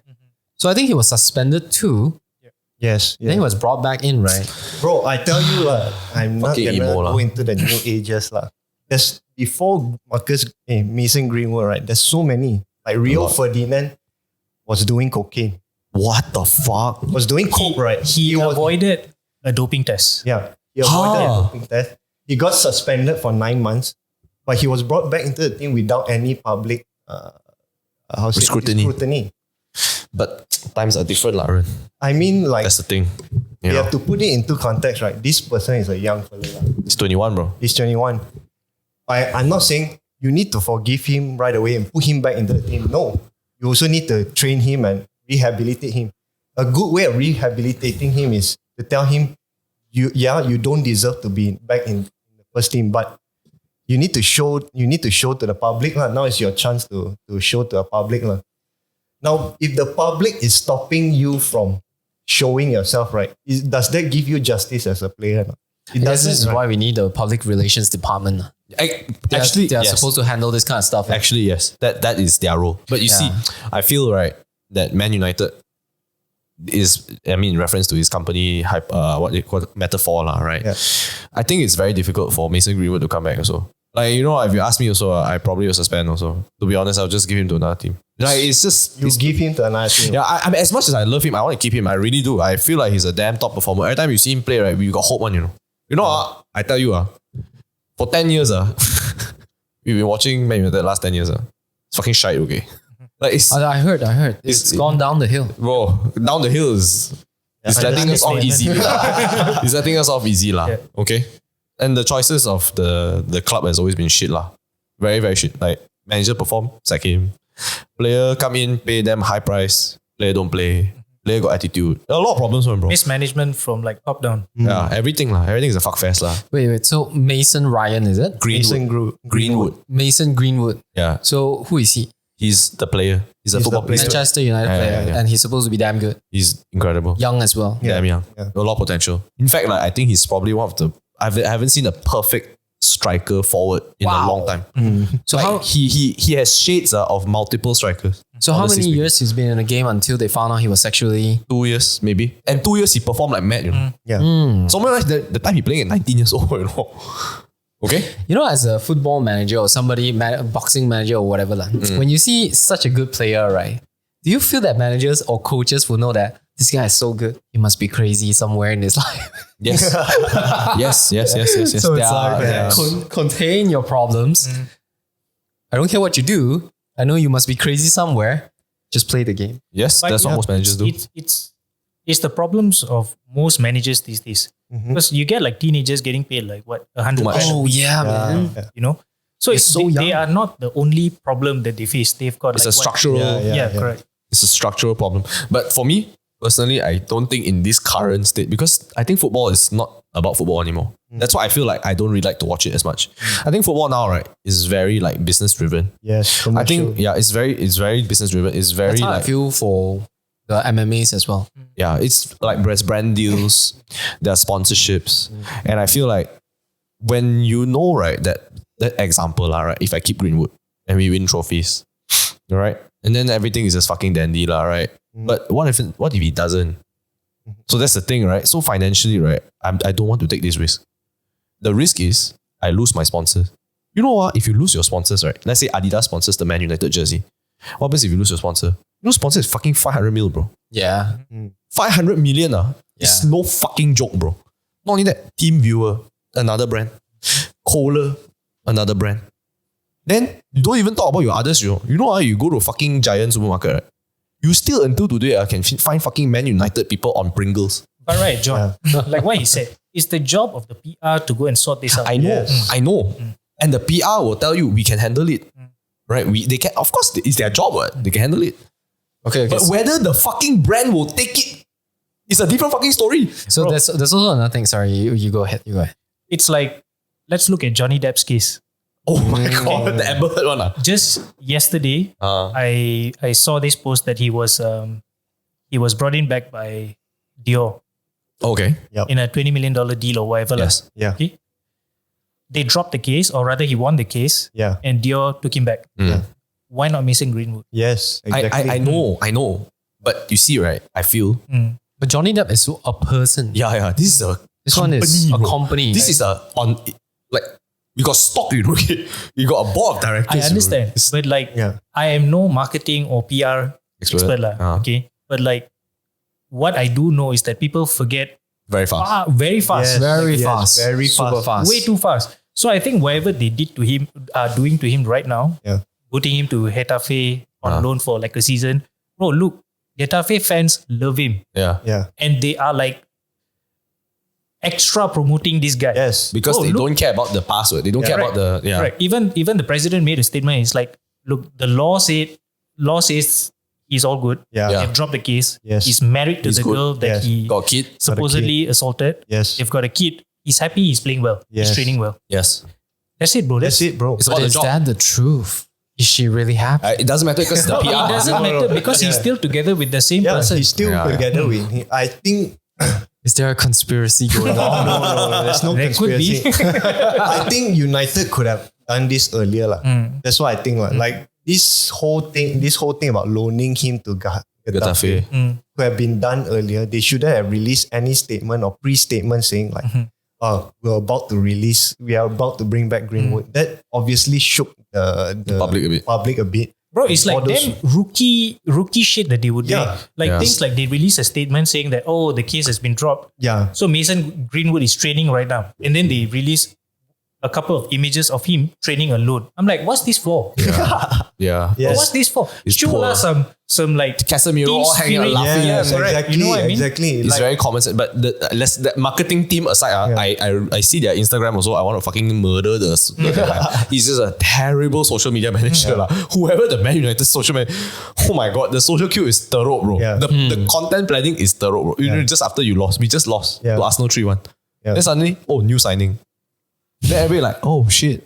Another band-aid to our fucking 10-year problem. It's bad job everywhere. It's terrible. It's terrible. So, but let alone, if you discount all this, to me, right, I think why they did this also is because, right, if you look at Kanye West and his deal with Adidas, and now Man United is under Adidas.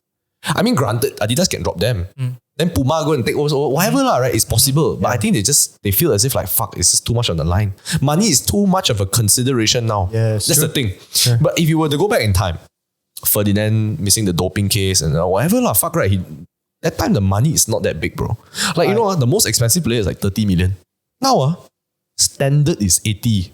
Wow. Standard is 80 million. You bro, every player you transfer is a loan, bro. but I don't know. I feel like I disagree because Man United, right? It's one of the biggest commercial clubs in the world. One of the biggest commercial. It's not the biggest. Like your example just now, if Adidas were to drop them, Puma will step in. New Balance, all Anybody will and step crawl. in.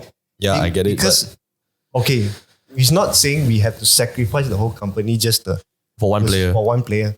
We're just saying, okay, maybe there is ways to go around it. To go around it, to rehabilitate him, to bring him back. Yeah. But it's the management that screws this up. Possible. You know what I mean? Yeah. It's poor decision making. This whole Getafe thing is actually a proven success. But it should have been done earlier, prior to their statement. It should have just said, okay, we as a club understand this will bring us bad image. But can you agree that we are in the process of rehabilitating and bringing him back? If you can accept that, can you accept us keeping him under our terms, but we loan him out to Getafe? Yeah. Do you all as fans agree or not? Yeah. If the fans all would say, but it's too much to ask, right? What is Instagram poll? Getafe? What the fuck? Getafe is a football team in Spain. yeah. Oh, I think loan the Mason to... Yeah. another company while he rehabilitates. So, as you say this out, right? And going back to your point about how people just forget about things. Right now, it feels like a lot of people care is because we just see those words written in social media or whatever, I right? think it's because of the worker rules. Yes. Woke rules. What? Sorry? Woke people. woke people. Okay, wait, hang on. Okay, Let me just okay. finish my point first. They're too free. They want to talk about this, but as soon as they see Mason scoring another goal and winning, one goal. and everybody will be just like, yeah. It's out of their memory. Yeah, it would just be like, yeah. Out of their memory. Not discounting the fact that he should not have done whatever he... Yes, obviously, yeah. But just taking the circumstances that he is in right now, all it takes is one banging goal. Yes, Enough. one banging goal. Yeah. It is. Because at the end of the day, right, bro, Corner is all he needs. Let's fucking go. bro, just another thing, right? You know how rotten United is? It's so rotten, right, that no other football clubs talks about the organization of the football club. Yeah, it's true. It's true. No, except Tottenham last time under Levy. Actually, now also they forget about it. But even then, because right, he pours so much money in stadium. There's only one thing. Daniel Levy don't give money. That's it. Yeah.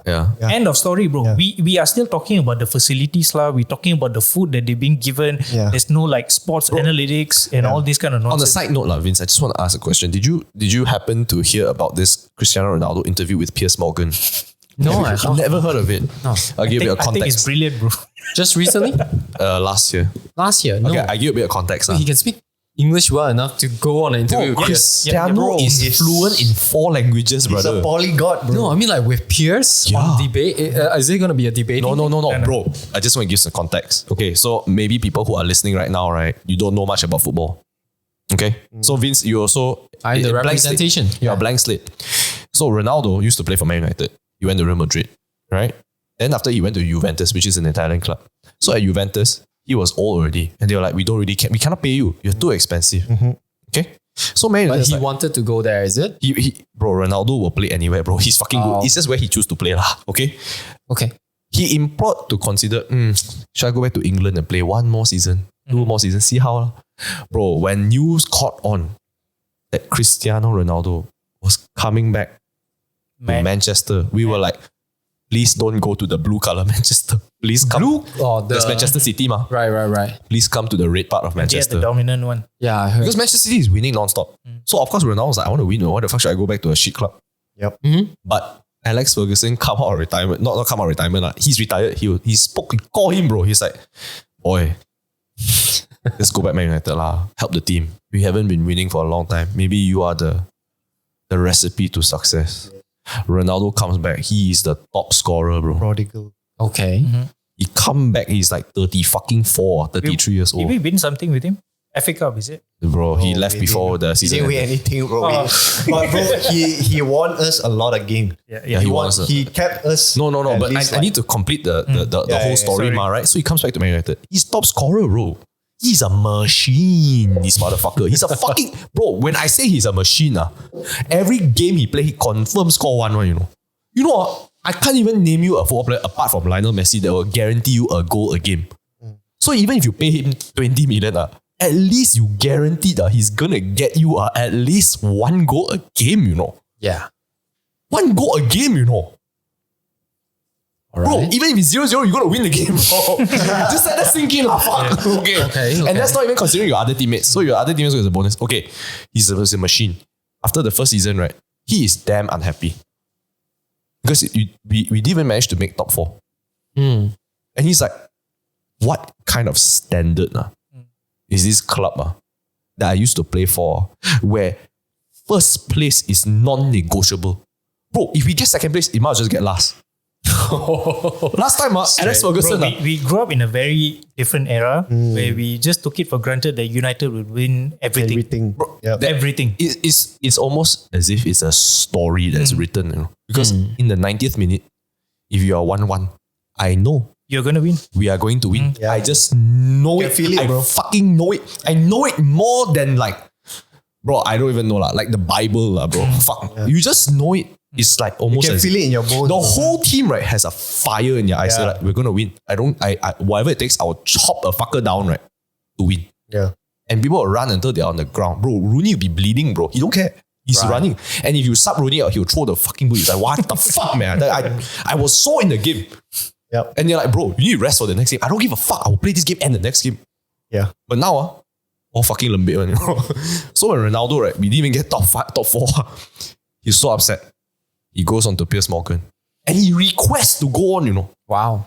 He's like, I want to go on the interview. I need to tell everybody about how fucked up Man United is.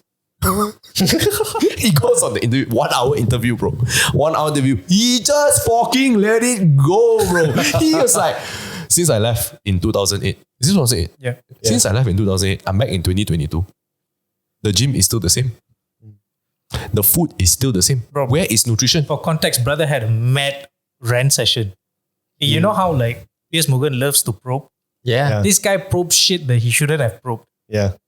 For the masses to know. I feel he was ready to say all of it. Really. Everything, bro. He didn't even care about Piers Morgan's questions, bro. He's like that. I'm there to release my tension, my anger, and not my frustration. To be fair, on Ronaldo's defense, bro, we blame him some more. People blame him. Yeah. He wins us games, and fans are like, bro, it's Ronaldo ego. Wait, hold on. Continue with what you're saying. Like, what the stadium is the same, the gym is the same, the food is the same. Everything's the same. He's like, in fact, right, what's worse, right, is the mentality of the players. They don't even want to win. You can see it in their body shape. They don't even want to run. They don't even want to fucking fight. There's nothing in them. The only person, and to be fair, I think he's the only one that's fighting really fucking hard. He's bro, at 33, 34 years old, he's running his socks off, right? Maybe 1 or 2 other players only are inspired by that, and they also run. Basically, right, if he's not there, they're not inspired also. My dad, huge fan of Man United. So, of course, Man United is like the top line, right? What happened? I heard Manchester City took over their standings, right? Bro, I think Man City is better than Man United last time, so more. That's the thing. Then Alex Ferguson retired. What happened to Manchester United? Wow, what was the story of their downfall? Let's begin the Sejarah. Series of Here we go. a series of miscalculation, mismanagement, not giving people enough time to prove themselves. I knew Ryan Giggs stepped in for a while as a coach, right? Yeah. Very 2-3 games. 2-3 games. But does it all this trickling effect, right? Does it all come from the root? Definitely. I feel the definitely. owner, bro. What happened? Okay, why was Alex Ferguson's time so good and why was it so bad after he's done? I think during Alex Ferguson's time, he was such a great manager that he could make any team win, right? When you reach to a point where this manager is no longer here already, right? You bring in new managers, okay? The respect, okay? You bring in these new managers, you hope they can do well and they don't do well, but you can't blame them. So who do you actually look to blame? You know what I mean? I feel it's the owner, because when you have these owners that have no appreciation for football, has no appreciation for the club, no appreciation for the fan, they do what's best for them. So what's best for them? Money. Right. So they're American, by the way. They're American, by the way. Did you guys watch the story of Chicago Bulls on Netflix? Yes, I did. Yeah. Is it something similar? Whereby after the Michael Jordan era, the guys just see we won and we can do it again. So they just see it on a business point of view, who they sign. It's actually something like that. that. lah. It's just like that lah. Just But buying. I think ours arguably worse. Yeah. Arguably is a lot worse. Yeah. Because even during Ferguson's time, It was the same owners. it was the same owners. Yeah. But at that time, people already complaining like where if you go to Bukit Jalil Stadium in 2023, right, the facilities are better than Old Trafford.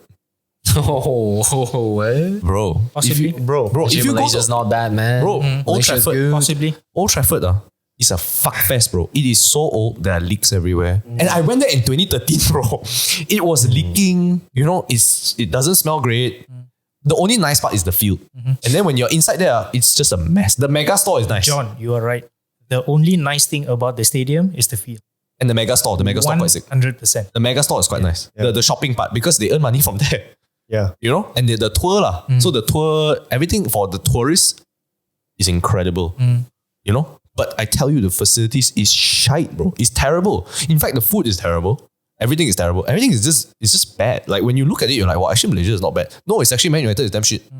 I mean, to be fair, Malaysia has always been quite good for quite some time now. It's just that us Malaysians don't really appreciate. True. But a lot of things about Malaysia has been good. KL and Selangor wise. Yeah. Yeah. Other parts, I don't know. So I think, going back to what Yuren said, right? If you're an owner and you don't really care about the sport and you only care about money, that means you take money out of your business rather than reinvesting the money that you've earned from the business into the business to earn you more money. So even during Ferguson's time, they weren't exactly pouring a lot of money. Ferguson just did whatever he could. So that's part one. Part two, I also feel is a very, very big change in terms of culture. Yeah. Like last time, right? There were no tactics, bro. You just go in there, gladiator fight, you win. That's it. Bro, no holds barred. You just fuck it only. You run there, you jump, and I feel of Eric Cantona before. This fucker. Yeah, I've heard of Bro, it. the guy just kung fu kick people, bro. You heard Roy Keane, he break people's leg, man. No, John, Yeah, I've John, heard of it. I I think. beg to differ. There were a lot of intelligence in the game. But not as now lah. People don't speak about it as they do these days. Yeah. Because these days, people are very analytical. People want to see data and things like that. Back then, football was played the way it's being played now, just in a different way. Yeah. But don't you feel like right now, right? There is just, we got the tactics wrong. Bro, last time it's like, no spirit. This is the conversation itself, Like, what's the shot on target? The only statistic we spoke about in the past is a joke, right? To Arsenal because they just like to hold possession. That's it. The rest is like, bro, no fight lah, the game. No, last time there were the base metrics. Okay, like shot on target, Possession. shot on goal, possession. Expected. Nowadays got XG, XGA lah, XG. I have no idea what the fuck. X lose, X Expected win. goals. Yeah. Expected You know what I mean? assists, Like this there are a kind lot of shit more lah. matrices to the game Yeah. that don't mean jack to us. Yeah. Unless you play FPL lah. Yeah. Oh, You want to pick your right player for your fantasy league. Yeah. It means nothing to us. Because at the end, all it takes is the top guy or to score whoever goal. in the team. To score. Right place, right time, right shot. Yeah. It's in the net. yeah, that's true. Yeah. That's true. But I think that I feel Ferguson's time at least, maybe to me when I see it, is very, very based on passion. And right now, I think for one, even if it was based on tactics or based on passion, there's no passion now. Neither is there tactics at Man United lah. So you don't even have both lah, to be honest. See, like Jose said this best. Jose Mourinho, Who is was a one of the manager best for- yeah. managers ever lah. Okay? He said this best. He is not a professional footballer. He never was. I think he played in For a while, lower he- leagues, yeah, yeah. whatsoever. Nor can he teach a professional player how to play. Run. Yeah. Or play or Or whatever. his job is to have a philosophy of the game and make 11 great players do what he wants them to do. Yes. That's the hardest thing, I feel. Yeah. Especially now. Yeah. Fergie got everyone by their nuts. Oh, that's true. No matter what kind of superstar you are, he booted Roy Keane, captain of the club. He booted Bex. Star boy of the club. He booted so many players, bro. Because no player is bigger than the club. Yeah. That was the philosophy. So that's why I think, like these days, the hard bit is actually to manage those players. You think so? It's every Or is it because of the salary as well, maybe? not Like, it really. gives them an ego. Every organization's problem is managing people. I feel that is the biggest headache for any leaders of any organization. How do you manage those people, those brilliant people, to do what you need them to do? That's true. Yeah. And little things come in between. Correct. But to go back to that as well, like I was listening to this podcast and they interviewed, if I'm not mistaken, it was Gary Neville or Rio Ferdinand, who were both captains of Man United. And to go back to that manager point, like if I'm not mistaken, it was Rio Ferdinand lah. And his dad was in the hospital. And Ferguson, right? Cristiano lah, that one. No. It was Ferdinand. He was not. I remember his dad, Ferdinand Neville, and he sent Ferdinand's dad, right, a bottle of whiskey, right. Oh. That he knew Ferdinand's dad would like. He knows the brand, he knows the year, and he knows everything. He sent him that. And then Ferdinand was so inspired. He's like so touched. He was like, my God, I can't believe even the boss. They got him the gaffer. I can't believe gaffer even knows. He knows me. He knows my dad. He knows my relationship. And that's what made him play so hard for him. Yep. But I feel nowadays it's not the same. Like, I don't think the manager has that touch, that connection with the player also. Not as much, bro. Even, you know what? Ferguson would hair dryer treatment everybody but Ronaldo. He gave him a lot of special treatment. Nani. Nani also. Yeah. You see? Because he knows, like, the way to get this guy to his maximum, right? It's not this way. It's not to yell at him, but it's to encourage him. But he knows the right way for every player. Yeah. And then every player will be like, bro, if boss can do it for me, I can do it for boss. That really sounds like an anime story, man. Bro, damn anime, bro. Damn anime, Bro, I bro. want to ask you a question. Is that the same for you as a tutor? Do you manage your students differently? Oh, absolutely. Yeah? It is the after class interaction that matters the most, not in class. Yeah. In class is just starting point. Yeah. Yep. Yeah. It's BAU. But then after is when It's the you after. truly like motivate. Yeah, it's sort of like, I mean, to those who are listening, I basically is in the business of teaching kids. So, you know, when you teach kids, you have your syllabus, you just flush them out. But that really is the starting point. You want to see how they react and respond and how they perform according to their syllabus. Then you tweak the things. So I guess that's what Alex Ferguson But do you did. think Guardiola, the manager of Man City now, does that very well for his team? Bro, I think all managers have that capability. And I believe they all do that. Because what we are comparing them to is like this one guy, right? But we must understand all these top league managers, there must be a reason why they are there. Not because of their football sense, but it's because of their managerial sense of managing a team of players to do What they need them to do. what they need them to do, correct? Because that's why we cannot discredit even like say the worst team's manager in Premier League right now. Yeah. We can't say he's a shit manager. No chance, bro. He is managing the 20th best team in England. Yeah. Which is really incredible. Yeah. And then, I mean, an example to that is this Eddie Howe lah. He started with a team called Bournemouth. The team was like what? The whole team cost like only 2 million or something like that. As soon as I think he got sacked because he couldn't cap the team up. Yeah. And there was lack of funds and all these kind of things. The moment they put him into a better team, which is Newcastle, more money. Oh, more that guy, the resources. beard dude. Okay. He elevated this team from almost getting relegated, meaning almost They being go down out to of the lower league. going down to the lower league to top 4, which is Champions League. In KPI, Wait, Newcastle's in top 4. yeah, he's What top 4. the Newcastle is Yeah. like What the fuck? smashing it right now. bro. So it's back to Vicky's point. Any manager can do it. Is given the resources And given the right and place at the given right the time. right place and the right true time, lah. whether they can bloom and their things. I mean, their labor go into Whether the stars fruition align lah. also lah. To be fair, for you lah, Vince. Just for context and for people who don't know much about football lah, right? So for the Premier League, there are 20 teams. The top 4 get to participate in Europe, so they get to fight with other European teams like Barcelona, like Bayern Munich. So the best fight with the best, and the best European team will be crowned the Champions League winner. And the best European team gets to fight with the best Asian team, the best African team, and then they'll be the best club in the world. Ooh. Okay. So right, what happens if you're not the top 4? You're the bottom 3. And if you're the bottom 3, you go to the lower 20, bro. the next division. Oh, and the lower 3, right? The top 3 that will move up. That's how they keep the competition going. Yeah. Right. It's very important because when you are in the top 20 in England, like Vic was saying, even if you're the last 20, you're still the top 20 in England. You know? So that's what happened to Ronaldo lah. His team went to the lower. No. Ronaldo was always top, bro. He just went to a different country in a different league. No, I mean like when he was in Manchester United, they didn't manage to get into top 4, right? They were number 5. And he was so pissed. Because how can you settle for anything less than number 1? What happened after the rant? Oh, bro. Man Went United let him downhill. go. Man United let him go. Yeah. Within like 2 Really? months. Yeah. Within like 2 months, he ended up in Saudi. Yep. Wow, he was trying to revive the team and yet he got kicked out. Yep. I mean, but he also shit on the manager. he shit on manager lah. Did Ferguson say anything? No, it wasn't Ferguson at that. No, he shit on the current manager, Eric. Right, since Ferguson said, boy, come back lah, help the team. Ferguson never said anything. Because you know what? I think Ferguson knows. Yeah. It's true. True lah, if he's gonna go all the way to Pierce just to rant, I'm sure he talked to Ferguson a lot. No lah, bro. Like let's look at it from a different point of view, right? If Fergie would have spoken to the media, it is a very bad reflection on the manager. And I'm pretty sure he's trying his best to revive the team. Ferguson behind the scenes. No. Oh, Ronaldo. Eric Ten Hag. Oh, okay. Ten Hag, right? He's the manager. He's in control.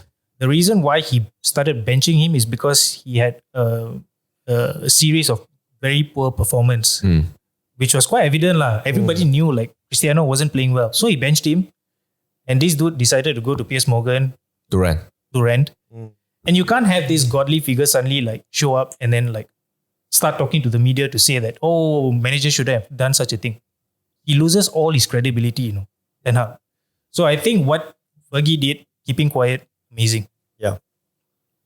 Yeah, I agree, bro. Yeah. It's just being professional lah. Yeah, correct. I think it's also stuck to that culture of no players bigger than a club.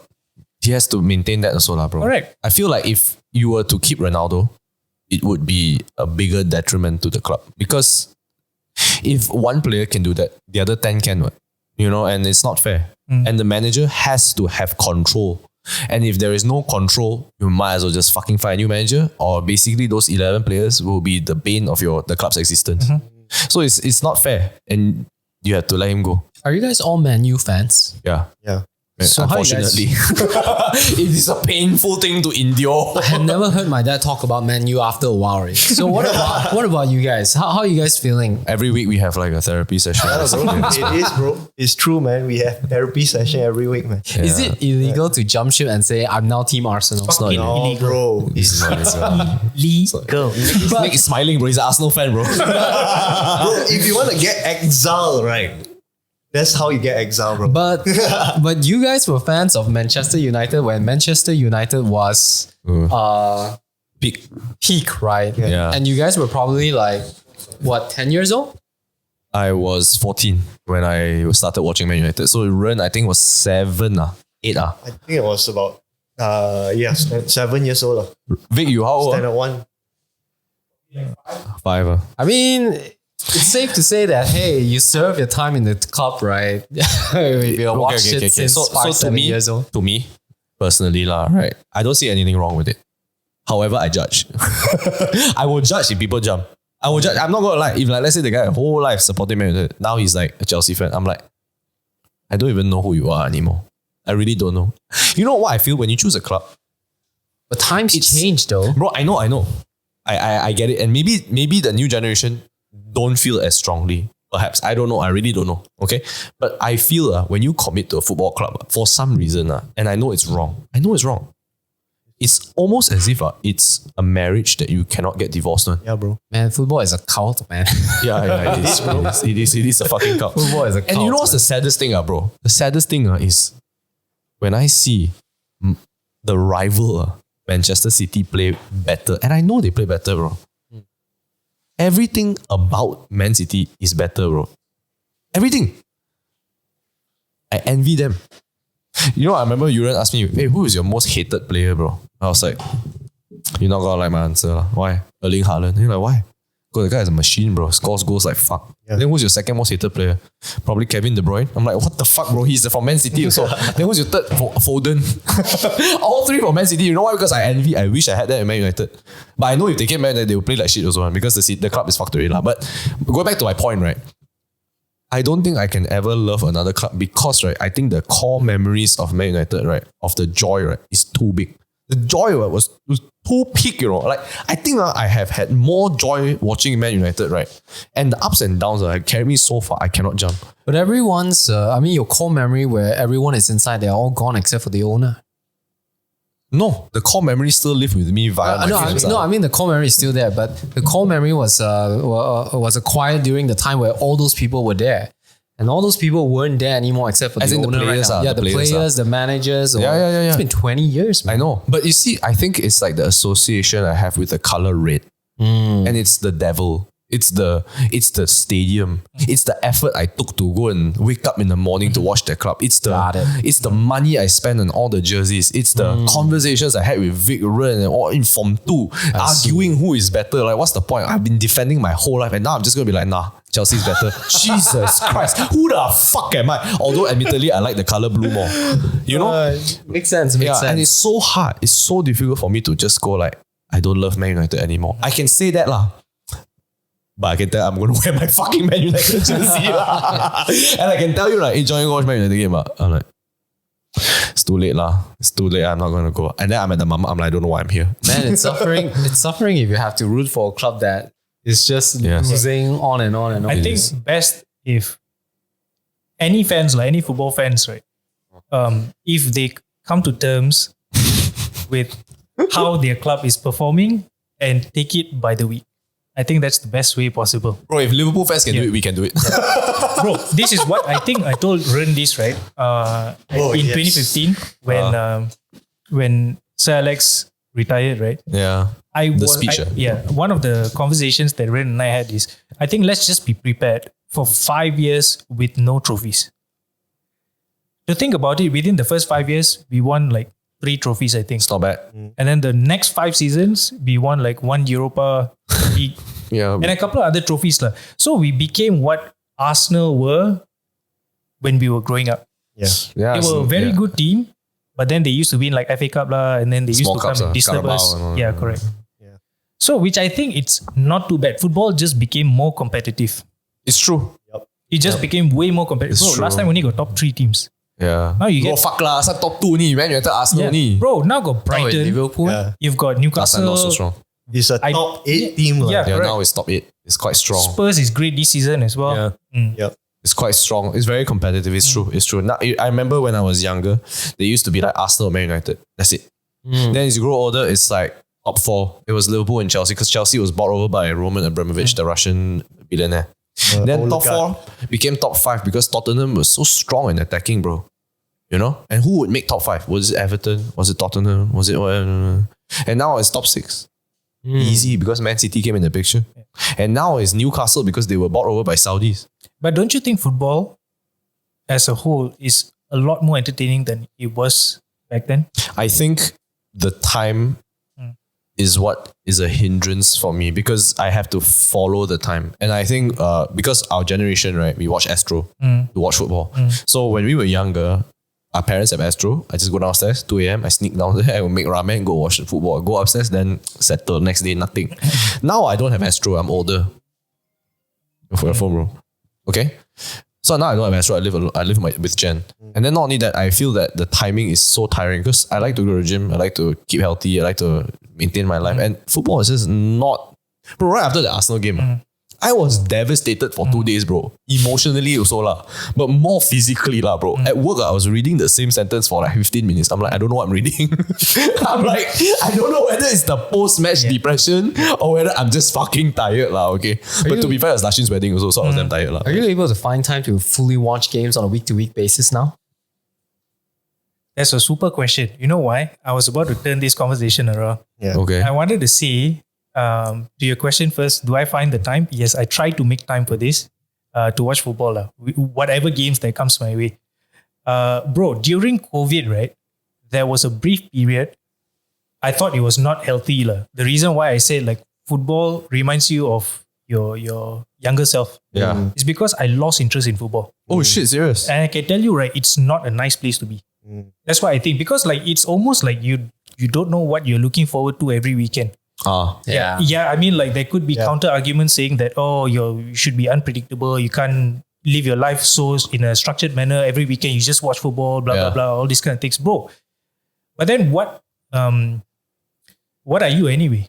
What do you do on weekends? Yes, we grow up, right? But what do you do that has your core not principles, like your core behavior or things like that? You know what I mean? Things that make you who you are on a weekly basis. Correct. Yeah. Correct. So that period of time when you just like, or at least me, when I lost interest in football, and that was the time that Tony Martial was scoring a lot of goals. It was an exciting time to be a United fan. We finished second and all that shit. Then what I realized is, going back to his earlier point of like watching shorts, bro, I was immersed in this short content period. Yeah. And I fucking hated it. Yeah. Because it almost felt like I found out why I lost interest in football. It's because of all those passing around and things like that. It shortened my attention span so much during COVID that I hate short content. Yeah. I see. Then I started watching football again.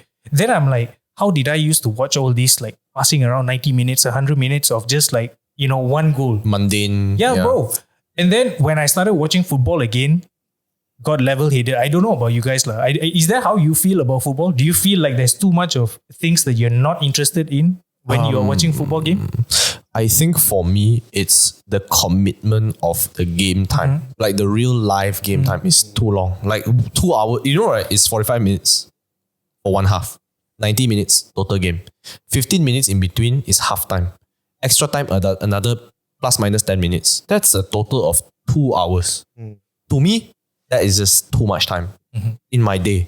And it's random, bro, because it depends, right? If Manchester United and Arsenal is scheduled this weekend, it's going to be, Sunday, 12 a.m. Oh my fucking God, I'm going back home at 2 a.m. if I go Mama, right? I don't have, it's either I stream at home or I go to Mama and watch it. So it's just so tiring for me and it's randomized. And I'm a very structured person in my life. And I know this. Like on Saturday, I wake up in the morning, I go to the gym. Come back, I have lunch with Jen. Then I prep my meals. I cook at home for dinner. Sunday, I fucking enjoy my day with Jen. No thoughts. I need a day of no thoughts. After that, I'm free. Okay? So generally, it's like this. If you throw in football on that mix, right, I have to plan my day around it. And it's quite stressful because my whole life is planning already. Monday to Friday is plan. Saturday, I need to plan as well because I'm planning for the next week. Sunday, I don't want to plan, bro. I don't want to think. And then football comes and oh my fucking God, it just throws a wrench in the whole fucking system for me. So to me, it's too much. But I agree with you on the shorts. However, I think this, for me, is YouTube or Instagram Reels. I hate Instagram Reels. I hate Instagram Reels. I hate TikTok. I hate YouTube Shorts. You hate it because it took over your life, right? No, I hate it because once I start, I commit half an hour to it and half an hour is too long. Yeah, bro, same here, man. It's too long. Bro, these days, right, I wake up watching Reels, bro. You see, I can't do that. And it's something that I don't want to do. But it's so natural in my habit already. And I'm trying to cut that out. Yeah. Brother waiting for the quick dopamine. Bro, I just need to, anytime you wake up, right, you just need to see the latest news. Yes. I mean, we're not like our dads, right? Our dads wake up and take the newspaper and our news is all on the phone this Yes. As soon as I open my phone, right, it's on X already. Yep. Like on X, Twitter, I need to see this. On X also got Reels already. Yes. Once you start seeing news, right, you want to see like, is there any follow-up? Is there any follow-up? Read the thread. Yeah. Keep going down. And it could take over my day until to the point where I reach office. Then done lah. I don't open it anymore. But it's basically taking over my life in a way. It's terrible, bro. It's terrible, bro. And in fact, I feel WhatsApp is actually the gate. Because WhatsApp messages are very important. So for me, it's like, my company my mom tell me, hey, need to go office. Open WhatsApp. Then I need to clear my notifications. That's the first step. Gone, right? After that, I need to reply to messages. Go reply messages. I'm done, right? Reply all my WhatsApp. Reply all my Insta. Then I check, oh shit, I'm on Reels. Right? That's it. Yeah, gone. Bro, and then, and then like all your friends, right? All your closest friends, at least send you at least 5 Reels each person, bro. Yeah. Why? I don't even know. Bro, my God. And some more, I don't gain value on. The Reels, right, are so high Reels one. So a guy like wipe the finger through the ass. Some shit like that. And you're like, bro, quite funny. And then you just go down, right? Because it's funny, it's a dopamine hit, I guess Reels is one way for people to maintain the connection. Yeah, so I found a solution to this. Actually, right, I just don't reply to my WhatsApp messages. Just I don't reply. You know what I do? I give myself a little bit of dopamine by playing Pokemon Go. So first thing I do now is I turn on Pokemon Go, I feed my Pokemon, I take a photo, I get my 3 hearts. I don't even look at my phone after that. I just let myself turn off the alarm and do something. Then I go and brush my teeth, take a shit, go to the gym.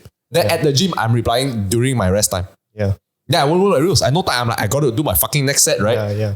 So that's how I manage my time now. I don't want to look at the Reels. Bro, fuck this shit. Every time Ren send me, you send me, Nick send me 5 in a row. So I'm like, bro, what the fuck are you doing at 6 a.m, bro? He's sending me Reels, bro. He's like, hey, they're funny. Oh my God. I cannot, bro. I don't even look at it. I don't look at it. Until, Instagram, I don't even look at Instagram right, until the end of the day. I'm like, fuck it, I'm not even looking at it. Yeah, I'm trying to do that as well. I don't know, it's too much. But the worst bit is, right, you do it at end of the day, right? And then you want to sleep, right? And you can't tahan, bro. No. Keep scrolling. No. For me, hard cut off time. Right? Now when I go to bed, the moment I go to my bedroom after dinner, I don't care whether it's 7 p.m. I don't care whether it's 11 p.m. I don't care. I don't look at the time. The moment I go to the bedroom, I turn off the light. I turn on the little light. It's next to Jen. Jen has a, what do you call that? The humidifier, the diffuser. I turn on the little light there. I go mandi, I come out. Bro, I'm tired already.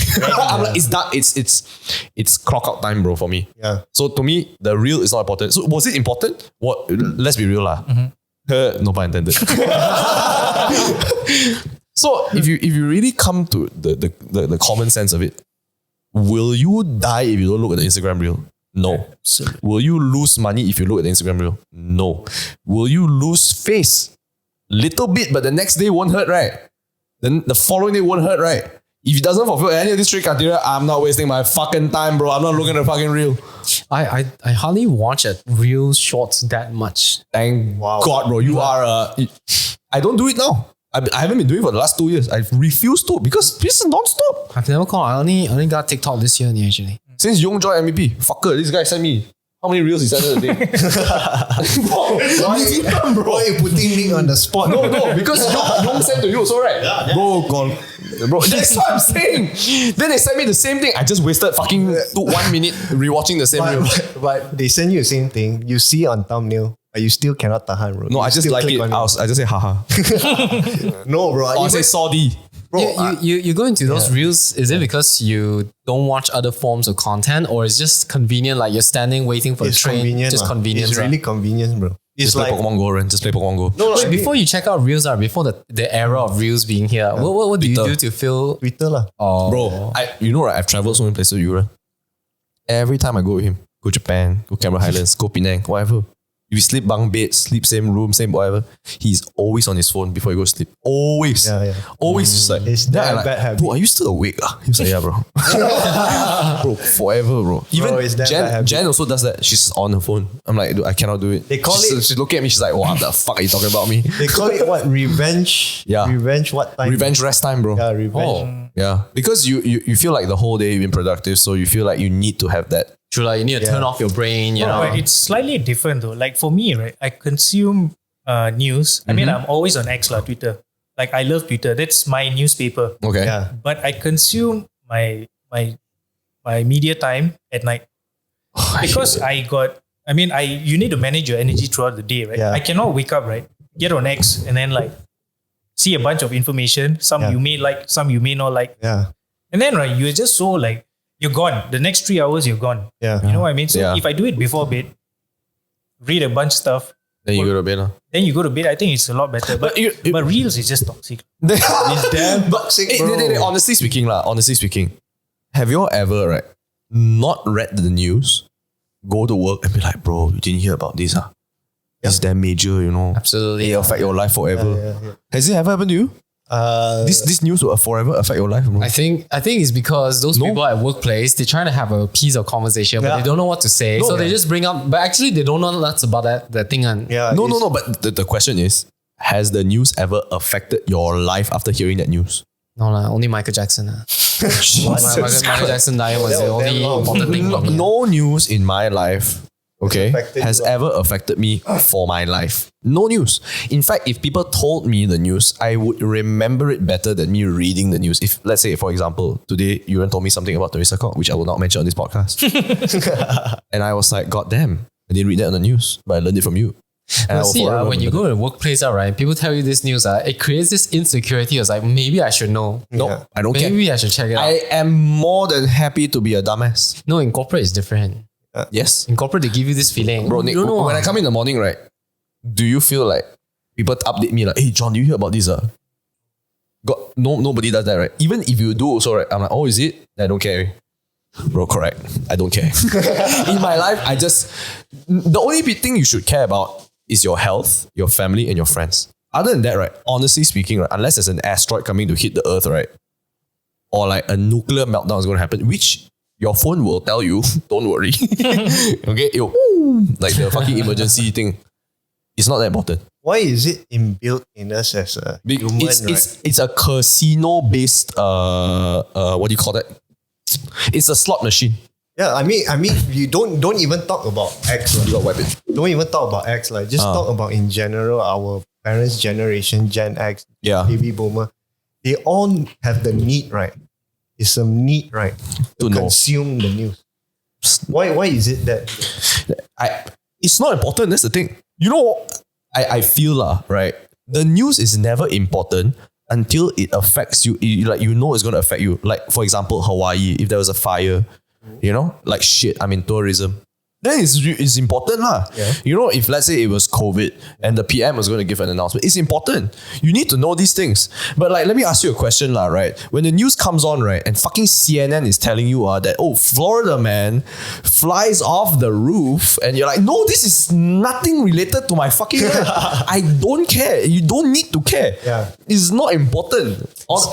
In fact, right, even if you were to listen to the news, right? Shouldn't you listen to something that's long format that explains the nuances of this information? Like if you gave, no matter what news you're reading, right, it will never give you the full picture, and because they're so condensed now, it's like a 2-paragraph thing, and you're just like, I don't even know so many things about this, but you're just telling me Michael Jackson died. Like, how did he die? Where did he die? I think precisely why I started avoiding the short form content. Short form content, because you truly do not know anything. Really? And then everybody comes and tells you, oh, have you heard of this? Have you heard of that? Then you ask them, like, I like to probe.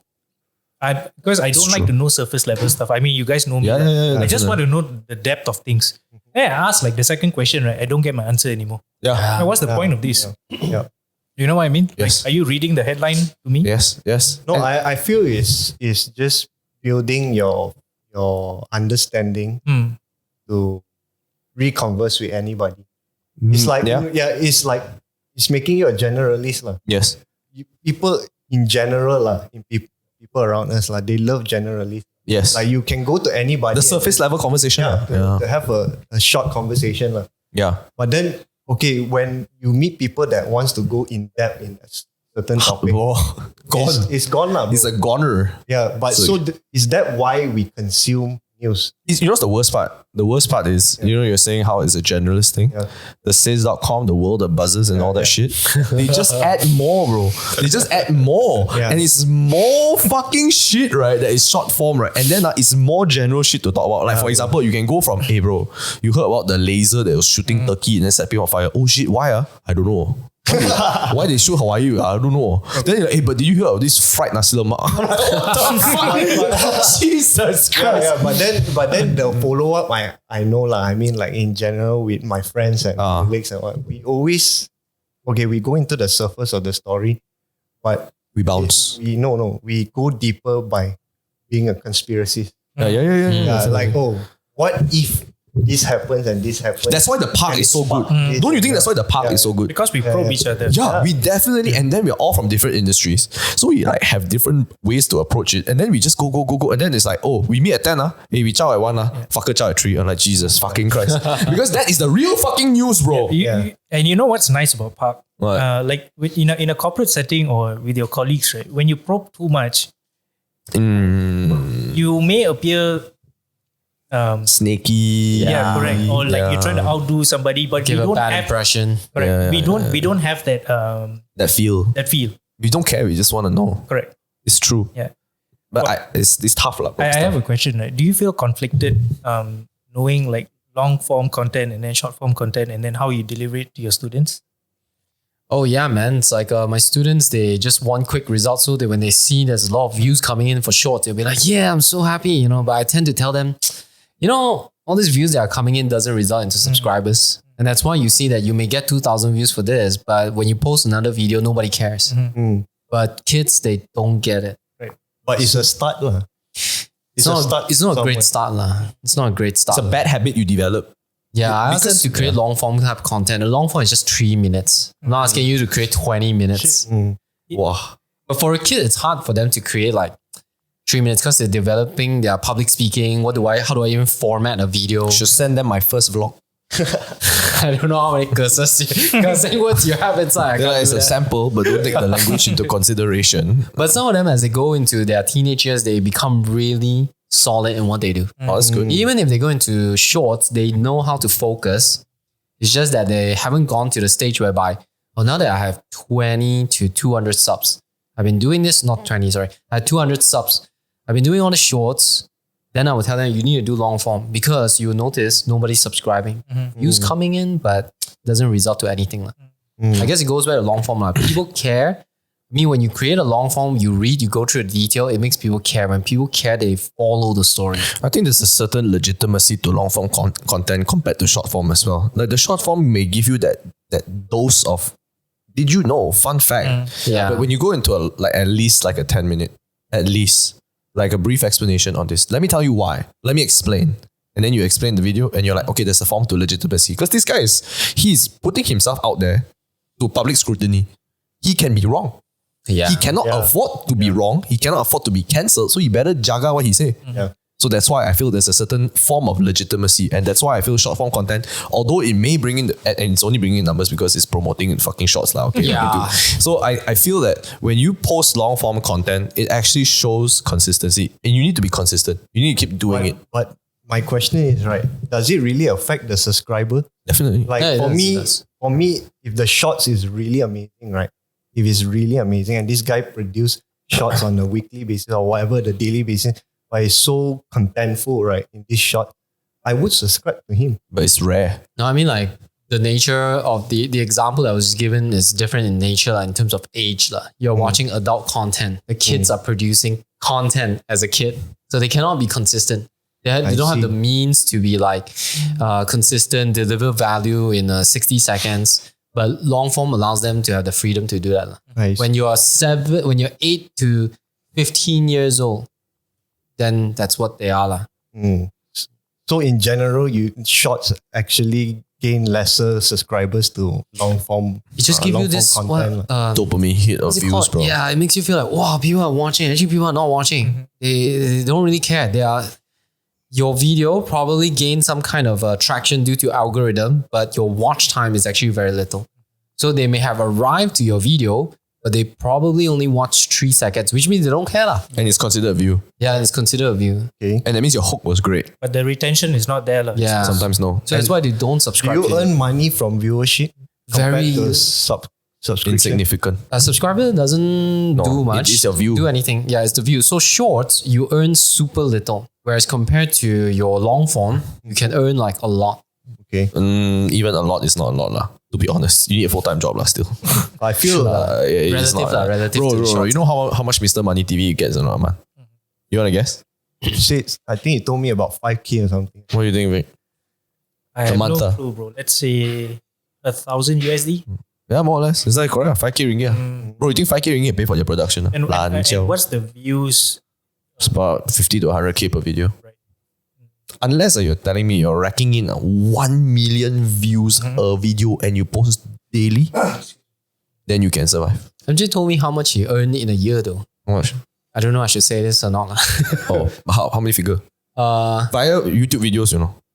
No, Only, you know. not YouTube videos. His whole business as a Oh, whole. that's different. That's because he provides a course. He provides That's like affiliate marketing. Yeah, it's different. Brand But if you're sponsorship. just talking about video, it's impossible. Not in Malaysia. Unless you go Malay. Gotta go Malay language, man. Yeah. Even Malay, you need to hit the views. You need to hit the views. Minimum 1 million per day. No, because I'm saying that is because of the Market lah. market, the geography, Yeah. the algorithm favors that. Yeah. Like just because you are speaking Malay right now Yeah. next to I think I Indonesia. saw like shots. I mean, to go back shots. One of these shots showing like the top 5 YouTubers in Malaysia, right? Yeah. I think the top 2 was a Malay, and they're earning like close to 1 million a month. Bro. Close to 1 million. Is it just on views? Is it just on YouTube? I don't know. We don't know. Like I can tell you lah. Okay. You know Cairo Could be Aming? sponsors and It's stuff like confirm that. sponsored. Bro, you know Cairo Aming or not? Brilliant, man. Shit. Right. Cairo, Yeah. He said, hello Sambal, guys, yeah. today Oh, we're the going to be cooker, the chef lah, right? Chef. Hello guys, today going to be making sambal pedas. First you add, you know that guy? Yeah. Bro, Brilliant guy, bro. fucking incredible, Yeah. right?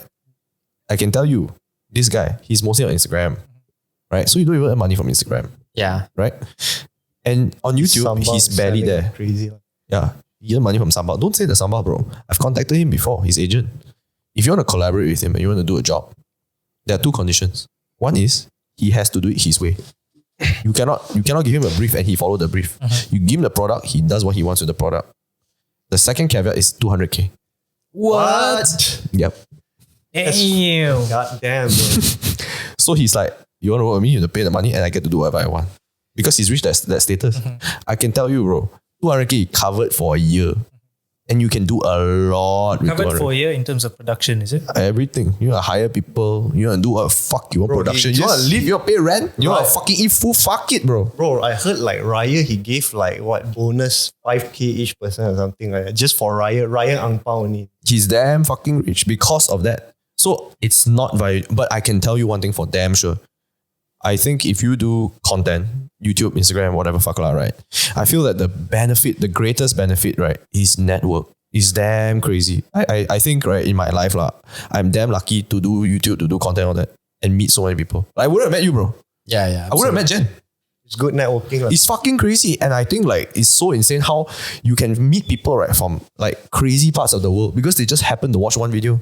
So that's, I think, the biggest benefit. Yeah, lah. And and then you're rubbing shoulders with Shad Sadiq now. Lah. not really. Bro, I doubt he remembers me. I don't I think he What the remembers. fuck you on lah. about, bro? He came to the podcast No, I think twice, he bro. remembers is because you guys are one of the pioneers in terms of like the scene. Before that, where the politician go to? Not much. But I doubt it. I think Genie Boy started with Hannah Yo lah, right? Yeah, That was you see? the I think, one. Yeah. I think, John, you know what's different about you or even YCS? No, Is that I don't think y'all ever gave two flying jack about I don't give a KPIs. I don't Yes, give a fuck. bro. Yeah. don't give a And, fuck. and you have That said it is since fucking like day unique one. as You know what I mean? I don't give a fuck. I really can say whatever fuck I want. And that's the legitimacy of it. And you should never bow down to that. Because the moment you bow down to that, and you become like a mainstream fucker that jaga what they say, people don't trust you already. And I really believe in that. I really believe in that. And I can make mistakes, right? You can fuck like, bro. Just in case people are listening to this podcast, right? I'm only correcting now at 2 hours, 30 minutes now. But the Pangko Laut, the Pangko Laut thing I mentioned in the previous podcast is a scam. Don't go Pangko Laut. Wait, why? I was so Bro. committed to it. Bro, uncle just came back from Pangko Laut. Who uncle? Which uncle? My mom's side, my mom's Oh. brother. He was like, bro, that's the most trash place. Why? It's like Food is horrible. Everything is horrible. Facilities are horrible. Hotel is old. Everything is terrible. Wait. You see T20 now, bro? You see T5, T20? My uncle? What? Yeah, your uncle. No, man. He's a normal dude. normal one. Bro, I tell you lah. Bro, I swear to you, right? If I can tell you how much he spent. Because residence package. The 1,000 one, is it? Yeah. No, correction also, second correction. It's actually 1,000 per night. So it's still quite extra. But I think it's very reasonable from what you see on pictures. But when you go there, it's very old. The food is quite bad. Apparently, if you go order Chinese food, one dish minimum 60 to 80. Dang. but he's only complaining about the food lah. He said food, the gym is terrible, the facilities are terrible, everything is terrible. You know, you just go there for the vibes, though, I guess. For me, Perhentian was the same, bro. The food was trash. Oh, is it? The beers were like not even cold. Oh, what the fuck? That's And then unacceptable. but the environment, bro, the Where's this, context is beautiful, bro. Perhentian. It's Perhentian. It's almost the Maldives of Malaysia, bro. Huh? The waters are He so said it was clear. meh. I mean, like, so that's He why I said say Pangko like Lau it's like I- preferences lah. I Preferences. gotta defend the Pangko reputation. But if a T20 go to fucking or T5 Yeah. whatever it is go to Perhentian, they'll fucking complain about it. He bro. paid It's a shit. total of 4K for 2 days. That's not worth it, man. He paid a total of 4K for 2 nights. Just to be stuck on that small little island. Yeah, he's like, it's not worth it. I Trust gotta me. defend the reputation of Pangko though, because there's the Pangko Island and then there's the Pangko Lau. I don't know what's it called officially. So your uncle went to the small little one Yep, that yep, is not yep. accessible by the public. Yep. But the Pangko Island itself is a great place for anybody to go there. Yes. Because there's so much freedom over Good there. correction. Good. Yeah. Yeah. Pangko Laut is a resort. So Yeah. It's like yeah, not Pangko Island. It's It's a private island. Yeah, Just it's a private private island. Have you guys been to Pangko, the island?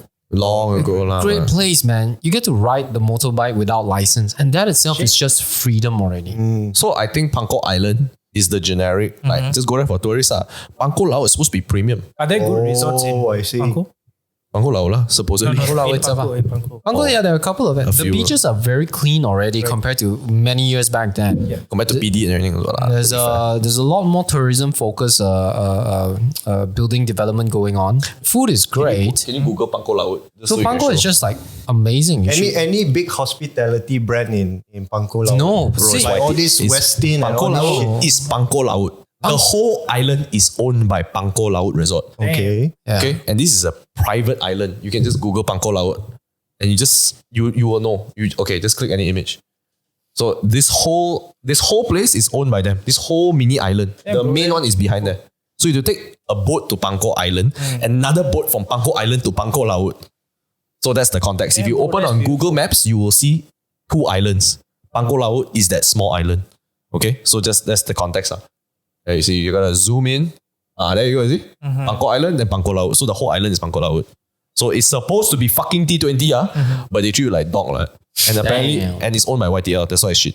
Wow. So I just want to point it out, if you are listening to podcasts for so long already, right? You know I have a hate for YTL. YTL just charges you extra for everything, and they're very bad paymasters also.